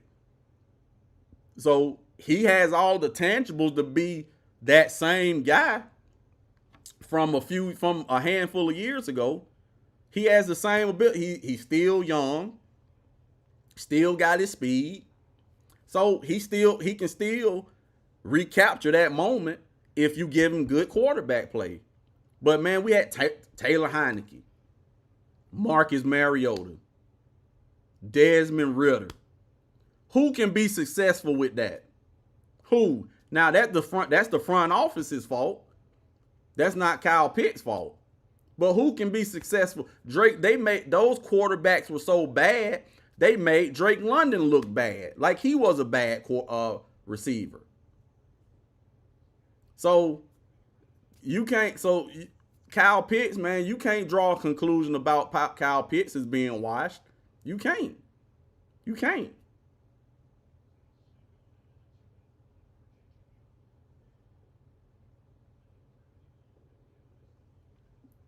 Who That says, oh, really delight. Then how come when it comes to a ring, y'all never have that? When was the last time y'all won the Super Bowl? Who That for life?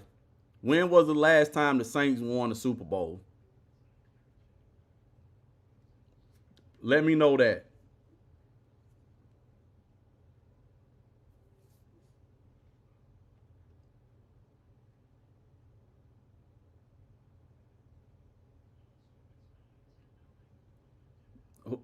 But yeah, again, we started out this for those of you coming in. If you haven't already, hit the like button for me if you don't mind, please. But we started this off. We were talking about players playing in the preseason. Kevin Stefanski said something that I really love, that the players are gonna be playing in the preseason. 18 years ago, man. 17, coming up on 7, what? That's 17 years ago. Who That for life, Chris? 17 years ago. No, we didn't win it when we got there in 2016. You know, we know I take that. I take that punch to 28-3. I take it. I take all them punches that I get from that. I take it. I ain't got no comeback for that. That was inexcusable. That was ridiculous. We supposed to have us a Super Bowl in 2016, but we don't. I get it. I take it. But hey, we got there. We got there in 2016. The last time y'all smelt the Super Bowl, that almost a turn of over a decade, almost 2 decades. So if we want to compare apples to apples, nope, neither one has done anything. The Saints nor the Falcons. If we just gonna be real and compare apples to apples, so that's kind of where we gonna have to do that, you know. But don't act like the Saints are just this. So I mean, it's crazy. Like you can't kind of act like the Saints just on cloud 9. Shoot, the Saints just as screwed up, if not more, than the Falcons have ever been.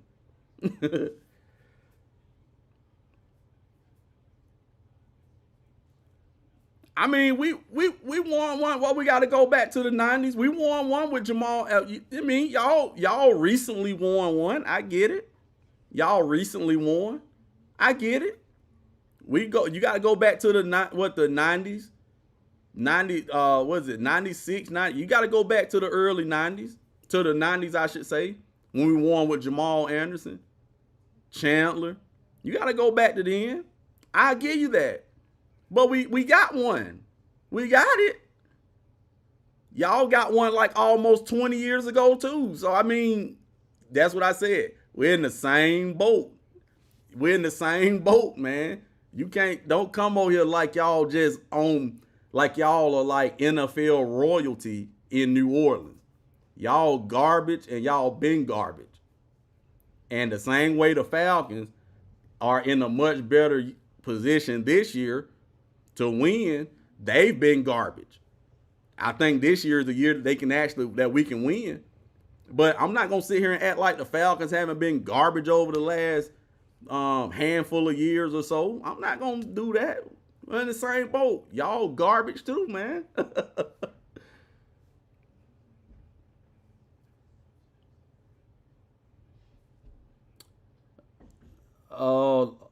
Hold on, let me see. We got Keith No Sweat. What's up, Keith No Sweat? Appreciate you checking in. Keith said, who is that? If there ain't a Falcon fan, I don't want him.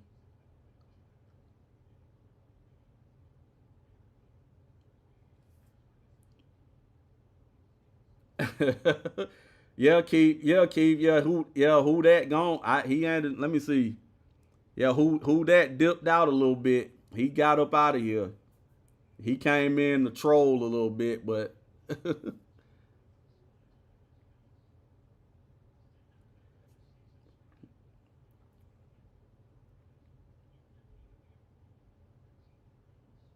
Keith says Shook couldn't throw the ball. Pierce was on him. Yeah, dude. Yeah, we was on them. We were on them dudes, man. Man, look, let me tell you something. New Orleans is New Orleans is a dumpster fire. That team is a complete dumpster fire.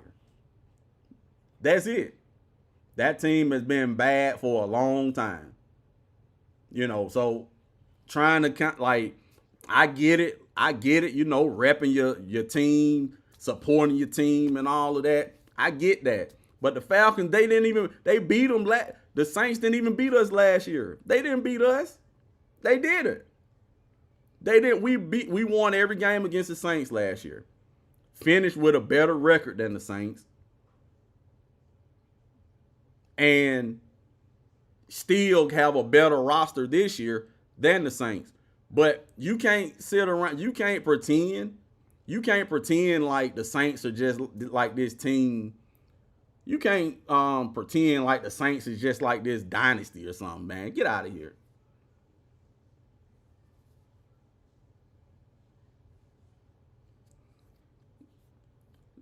Keith No Sweat says, don't say that we are not the same. No, like I'm saying, like as far as teams that have done like dumb stuff over the last, like bad coaching decisions and bad play calling and all of that stuff. That's what I mean. Like we've been like similar, because that's what we struggled with over the last handful of years. Bad front office moves, bad coaching, and things of that nature. And that's what the Saints got. Saints got the same thing.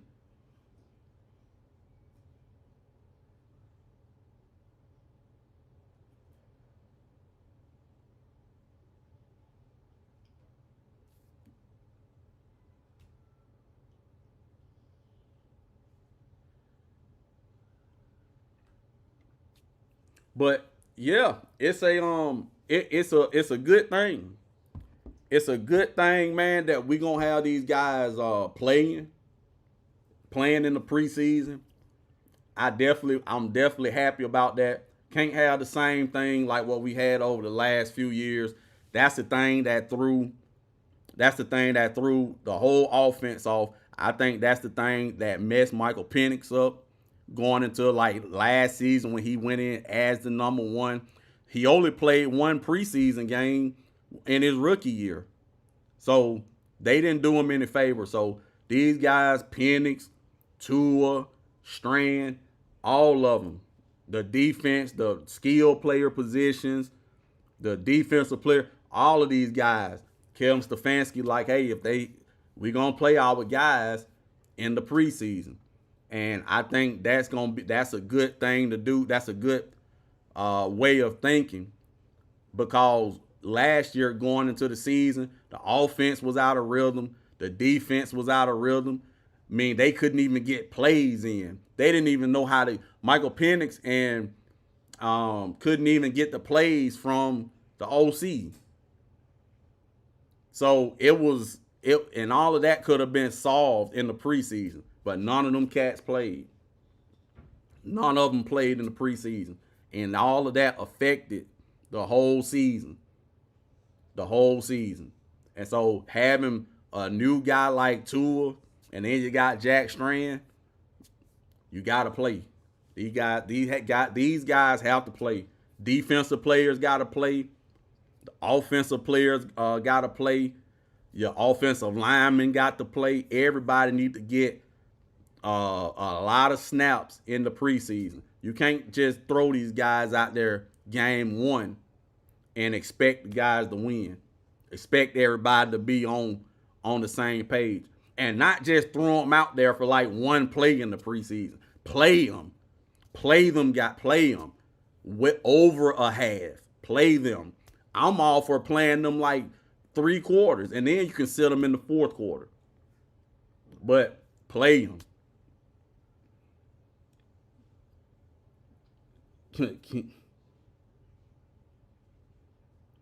Keith No Sweat says, let me see you run that sweep back. We will. We'll run it back. We'll run it back. We'll be back. We'll be back. Better yet, they couldn't do nothing with us. That quarterback couldn't even throw the ball. Pierce was on. Yep, he was on him, Keith. He was on him, man. Pierce was on him. Rory, what's going on, Rory, my brother, man? I know I hadn't seen you, man. I hadn't seen you check in, but shout out to you, brother. Good to see you, man. Hope you're having a good Saturday, brother. Rory says, Rory Brewer say we going to beat them this year. They not going to win a game against them. No, they not. They not, man. That's what I was telling. That's what I was just saying to Mr. The Aints fan in the chat. That's what I was just telling him, man. The Saints not gonna do nothing this year. The Falcons team right now is 10 times better than the Saints. The Saints pretty much are in a rebuilding phase. The Saints are a bad football team. The Saints are gonna be bad for a while. The Saints ain't gonna do nothing this year. You know, Shook is okay. He's an okay quarterback. He's not terrible. But you're not going nowhere with that team. You're not going nowhere with the Saints. The Saints, I give the Saints maybe 6 wins this year. Maybe 6 wins.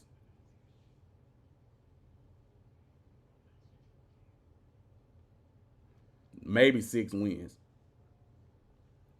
Keith Sweat says the defense was good. They just couldn't stop the runs. Yeah, exactly. Exactly. And that's the thing, and that's what I think now, that the team improved a lot. Now again, that this defense is gonna really kind of. That's why I'm really keeping. I really want to know. I really wish they go ahead and let us know what they're gonna do with James Pierce Jr. I really want to know, but for the most part, that's why. That with the draft pick, with the players they drafted at linebacker, and the guys that they brought in, those guys are not only good run stoppers, but they good in coverage too as well. They got speed. So our linebacker core, even though we lost Caden Ellis, we still got faster in our linebacker core. Guys that can rush the pass. And see, the thing is, we need those guys, because if James Pierce Jr. is going to be out for 6 to 8 games, and I'm kind of on the low end, I'm gonna say that he's probably gonna get suspended for 6 games, but I'm hearing anything from like 8 games. Dude might get suspended 8 games. I think that's a little bit overkill, but it is what it is. But with him being out, you want them linebackers being able to plug that rush and to be able to plug that middle up and stop those runs. So I think we did a pretty good job with the linebackers. We'll see.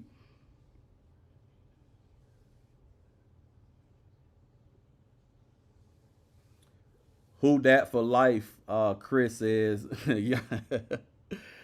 Who dat says, y'all do realize that you, meaning the Atlanta Falcons, played an injury-plagued Saints team last game.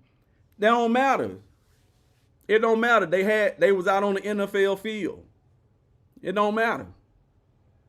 It don't matter if they had. Look, I got my 2 daughters right here sitting next to me. One is 10, one is 6. It don't matter if the Saints had my 10-year-old daughter and my 6-year-old baby right there out there on the field with a Saints helmet on and a Saints jersey and cleats on. Don't matter. They was out there on the field. They was out there on the field. And they got their behind beat. That's the whole thing that matters. Don't care who's out there. You lost. That's it. That's the whole thing that matters. Who cares who was out there? I could have been out there playing on the Saints. It don't matter.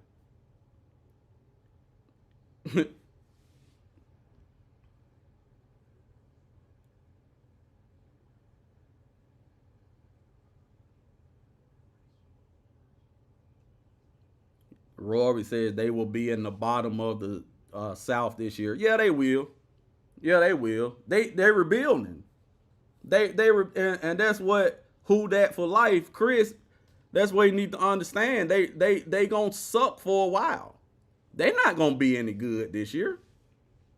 You got uncertainty around your runner, your focal point runner back in Alvin Kamara. You know, they gonna stink. You still Shook did okay, but you still don't really know what you got in Shook. You know, so the Saints are gonna be bad. The Saints are gonna be at the bottom of the NFC South. Mark my words. The Saints will have the worst record in the NFC South. And it's not even gonna be close. It's not even gonna be like a difference between the team and them in last and the team above them. They're gonna be in last place by probably like, I would say 4 to 5 games. That's just how bad they're gonna be. They ain't gonna be good at all. At all. Victor, what's going on, brother? Vic done stepped up in the building. What's going on, Vic, man? Good to see you, brother. Good to see you, man. Vic, that's what I said, Victor. 6 games. I give them 6 games. I give the Saints 6 games. In my opinion, that's what I give them, 6 games. I give the 2 teams that's gonna be competing for the division. I think it's gonna be Carolina and us that's competing, battling for that top spot in the NFC South. But the Saints, man, the Saints ain't gonna do nothing, man. Saints gonna suck.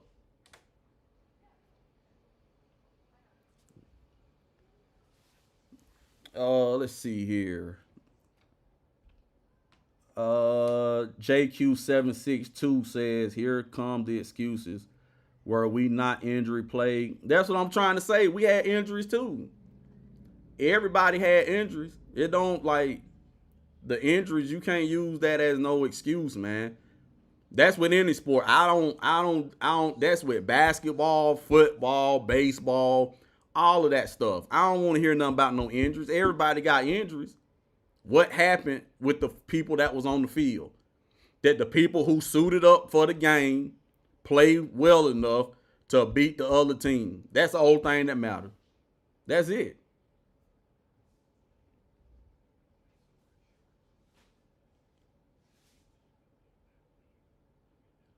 Delilah says, if when charges get dropped, I could see 2 to 4 games at best for James Pierce Jr. Yeah, I say, and I think 3. I said previously that 3 games would be suiting for what he did. If anything, a max of 4 games, but 3 games, okay. But I've been hit. But the main thing that they were gonna nail him with was when they said that he tried to run over the cop with his car, and on the body cam, that didn't happen. So the cop told a lie. So that was the whole gist around, oh, he's going to be suspended for 8 games. He's going to be suspended for that many games, or 6 games. So with that being on the body cam that showed that he didn't do that, I think 3 games should be enough. I hope that's what they do. Rory says David trashed last year and they going to be trashed this year. Yep, exactly, man. Delilah says, if they are good this year, I am coming back here to blame you on God. Hey, Delilah, you might come back at me, but I really don't think they're gonna be any good. I just don't. They're rebuilding. They're rebuilding. They don't have a win now roster right now. They don't. They still got an unproven quarterback who did okay. They got an unproven quarterback the same way we have a unproven quarterback on the roster in still Michael Penix. In Tua. Not Tua, but in Jack Strand. So, but we still got better options than they have. So, if they good this year, they'll shock me. I'll be the first one to come on here and apologize to Who That for Life, Chris. Hey, Who That for Life, Chris. I'm gonna come back and do a live stream if y'all are good this year. If y'all win more, I'll say more than 8 games. I'm gonna say 8 games. I'll do a live stream just for you. Just to come and apologize to you. I'm gonna come back just to apologize for you and eat crow. I'll do it. But I don't believe it, man.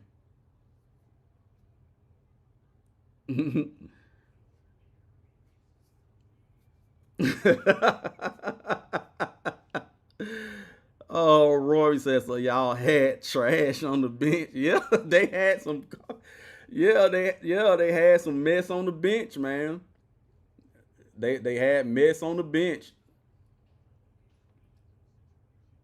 Who That for Life says, we literally keep the game close with the likes of Aldrich Estimate. But okay. We gonna see, man. We gonna see. Victor says, teams escaped the Falcons last year with Ulbrich returning will give the team an edge throughout the season. Yeah, I agree, man. How many? Just think about the way that some of the games we lost last year. Think about the small stuff that cost us the game. Think about all the special team blunders that this team had. All the crazy, ridiculous mistakes made on special teams that cost us the game. Missing the extra point to tie the game, to take the game into overtime.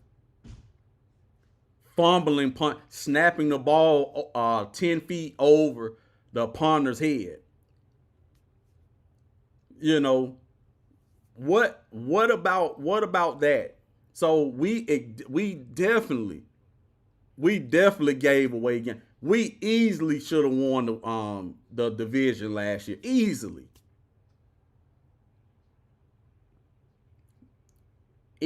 should have won the NFC South last year. So it wasn't that the team did. The team was. I'm not saying we were game records last year, but for the division, man, we gave it away.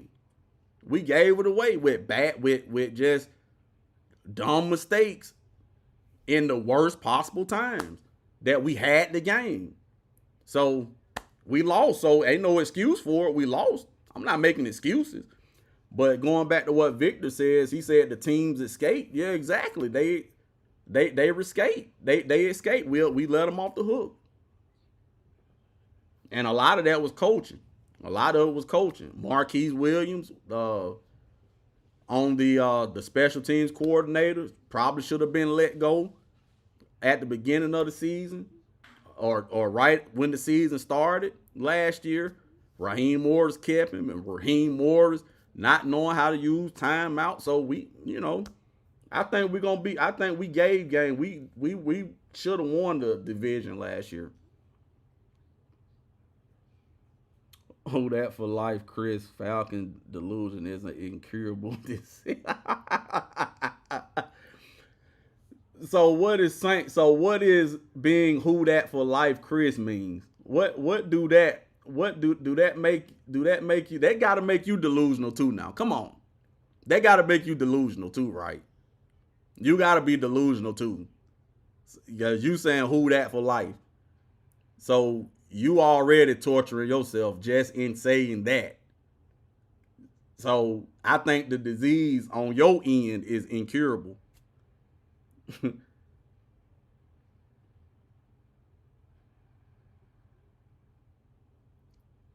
Victor says, I'm not going. We gonna put that bag back on. Yeah, we gonna beat them. Yeah, we gonna beat them, man. The Saints probably not gonna. The Saints not gonna win more. I give them maybe 6 games. And as I said, if they win more than 6, if they win 8 games, I'm going to personally do a live stream to come on here and apologize to Mr. Who That for Life Chris. I'm going to personally apologize I'm going to do a live stream dedicated to him. It's going to be completely his live stream in which I'm going to apologize for 2 hours straight. If they win 8 games or more, which they not, they gonna win 6 games probably.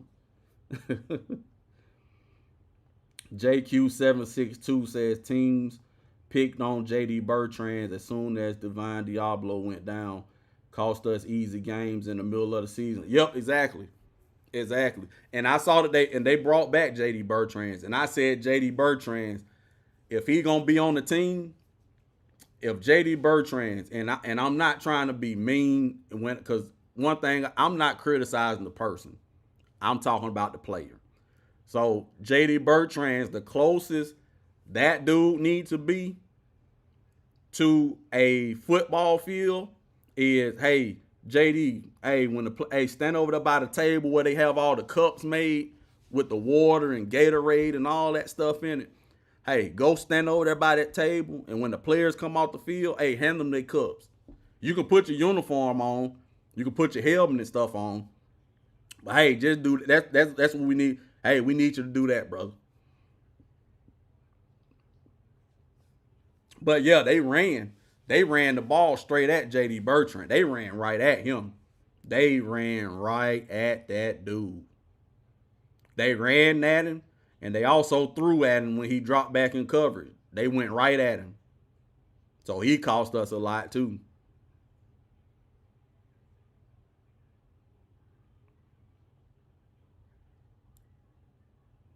Who that for life, Chris says, we rebuilding, but y'all run through more coaches than the corn.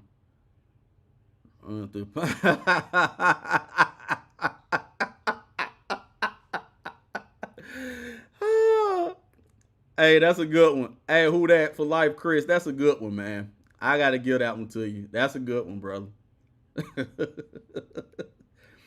But who that for Chris? That's what I'm saying. So why are you on here talking? Why are you on here talking trash?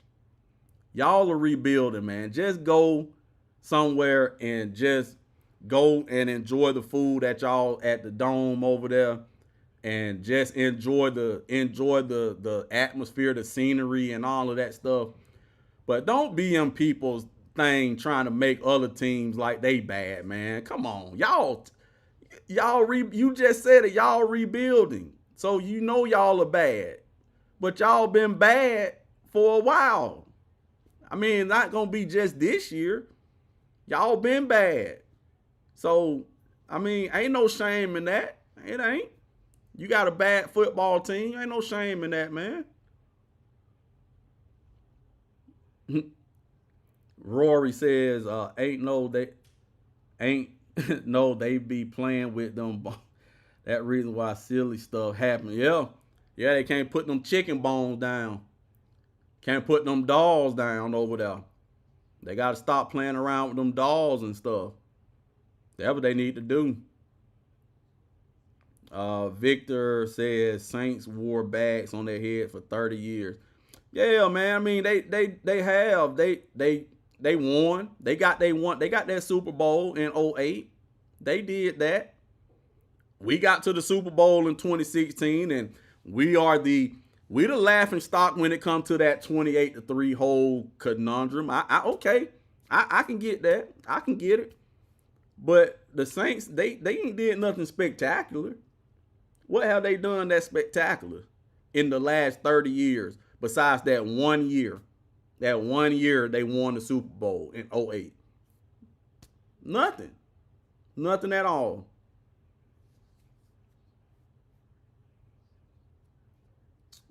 Rory says, save it. No need for an apology. Rory, I'ma do it as a courtesy, because I'm a good dude. I'ma do it because even though he's an Aints fan, I'm gonna still give him that courtesy and that respect to say that I was wrong. They won more than 8. They won 8 games or more. So I'll do that for him. But I ain't gonna have to though. I ain't gonna have to, Rory. They ain't gonna win. They ain't gonna win, man. They stink. They gonna stink this year too. Although I do like Shook. I like Shook. I like him. I think he's gonna be a good young quarterback. But man, that offense is garbage. That defense is garbage too, man. They rebuilding, so they gonna suck.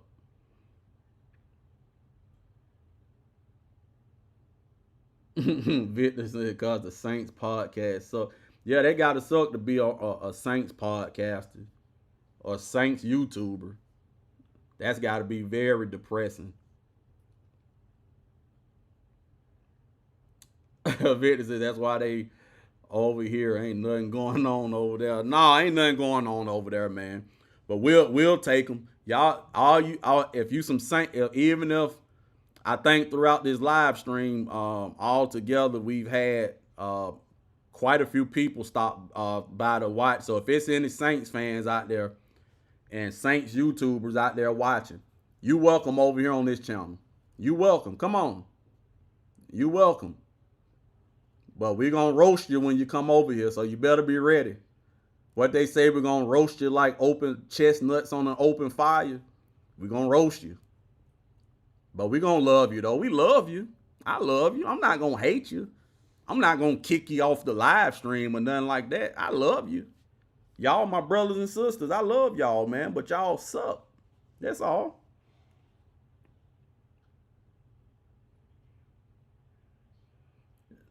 Nah, we be with Jono and the bride.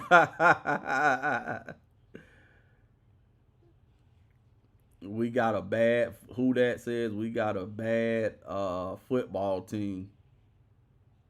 Hello, pot meat. Hey, who that? You funny though, man. I like you. You funny.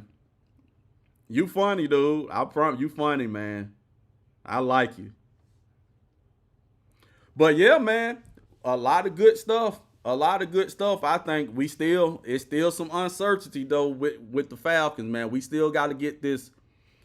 There are some things I'm worried about on the defense, but it is what it is. But I think this offense, we got to win now offense, and man, it's just gonna be really dependent on what this whole quarterback thing is. And now you got Tua is not doing anything in camp. Really, Penix is not. So really, the whole thing you got now that's full blast in the in training camp is Cooper Strand. I said Cooper Strand, Jack Strand, and Cooper Rush. So it's gonna be interesting. It's gonna be very interesting. But I think this team ready to win, and I was so happy. I was so happy when I saw that Kevin Stefanski said, "Hey, look, all of that not playing in preseason stuff, all of that stuff gone." You know, he pretty much saying they're gonna really, it's gonna be based on if guys are healthy, of course, but man, they're gonna play. They're gonna play in the preseason. And that's what we need. That's what we need. That's what we need.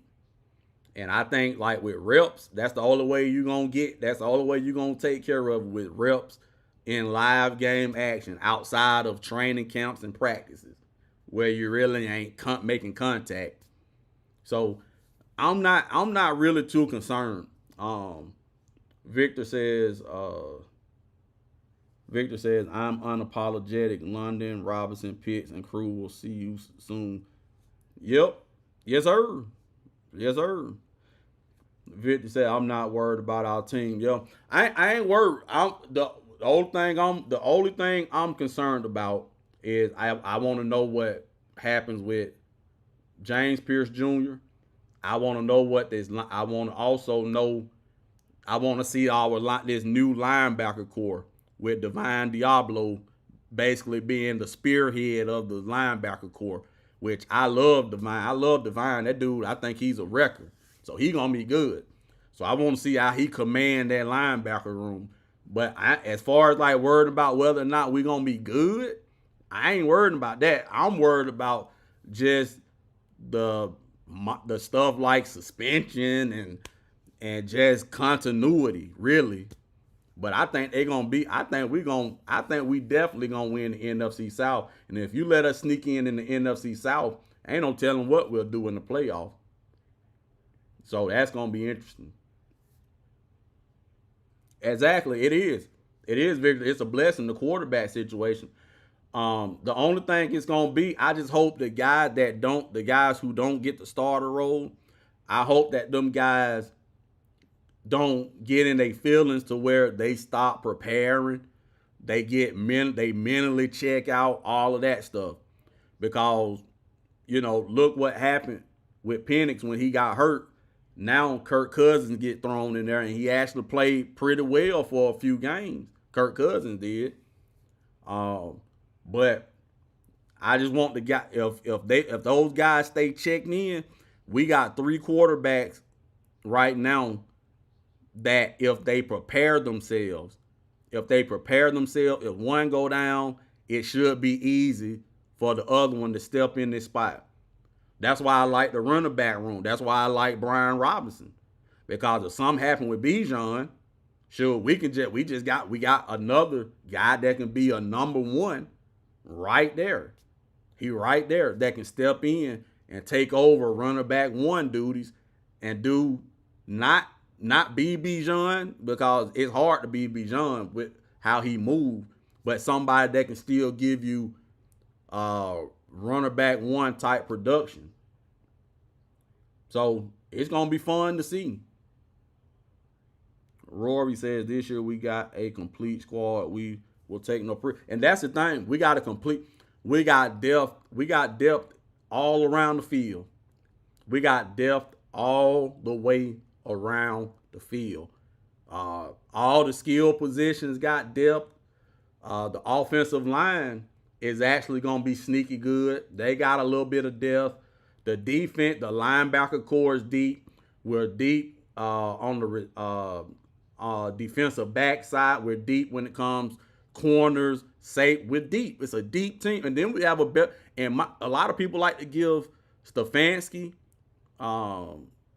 give him, a bad rep. And I get it. He got a losing record as a head coach. So I get it. So he got something to prove here too. But the staff that they put around him, the staff that he has, is a good staff. It's honestly a good staff. And so I think we're going to have much better coaching this year that's going to put all these pieces in the right place. And I'm sorry, this team it's going to be crazy. It's going to, man, I'm telling you. The only if we get the quarterback position right, this team is gonna be dangerous. I'm telling you. If we get the quarterback position right, if we put the right guy back there, this team is going to be dangerous. It's going to be dangerous. It's going to be very dangerous. Very dangerous. It's going to be very hard to beat the Falcons this year. It's going to be hard. It is. It's going to be hard. But it all hinges on if we going to make the right, are we going to make the right decision back there at quarterback. Yep. Nate Carter. Yep. Got Nate Carter, Rory. So yeah. I'm not worried, man. We gonna be a complete team. It's a complete team. So we've been going a little bit over 2 hours. We're going to get ready to end this thing here. But Victor says this is the best group of talented players he's ever had on offense. Yeah, exactly. Exactly, Victor. Look at the mess Cleveland created up there, especially towards that last year. You drafted Dylan Gabriel and Shador. Why would you do that? Why would you draft two quarterbacks like that with Joe Flacco on the roster? Why would you do that? That was like, the Falcons did something. They drafted Penix when we had Kirk Cousins, and people were kind of scratching their heads. But these dudes drafted two mind-heavy quarterbacks in the draft. Two quarterbacks who feel themselves, Dylan Gabriel and Shador. And you knew it was going to be conflict and problems when you did. So I think he got dealt a bad hand in Cleveland. You can see that he didn't like what he was. You can see that he didn't like it when they drafted Shador and also Gabriel. He didn't like that. So let's hope he's in a better situation here. He got the best group of players. He most certainly do. But shout out to everybody, man. Be sure on your way out, you hit the like button, man. Y'all, I appreciate y'all. Thank you for all the chat. All the Saints fans who joined in, who that Chris for life, man, come stop by. I'm gonna start live streaming a lot, man. I live stream a lot, so don't be a stranger. Come on, man. We're gonna cook you over here, though, brother. We're gonna cook you, but come on, we'll take you. You welcome here. You welcome, man. You welcome here anytime. Bring your friends with you too. Come on. But yeah, man, I love y'all. Stay tuned. We're going to be live again tomorrow. 8:45 p.m. Eastern time tomorrow night. And we're going to do a weekly review. Shout out to everybody. Thank y'all for tuning in. God bless you. I'll see y'all on the next one.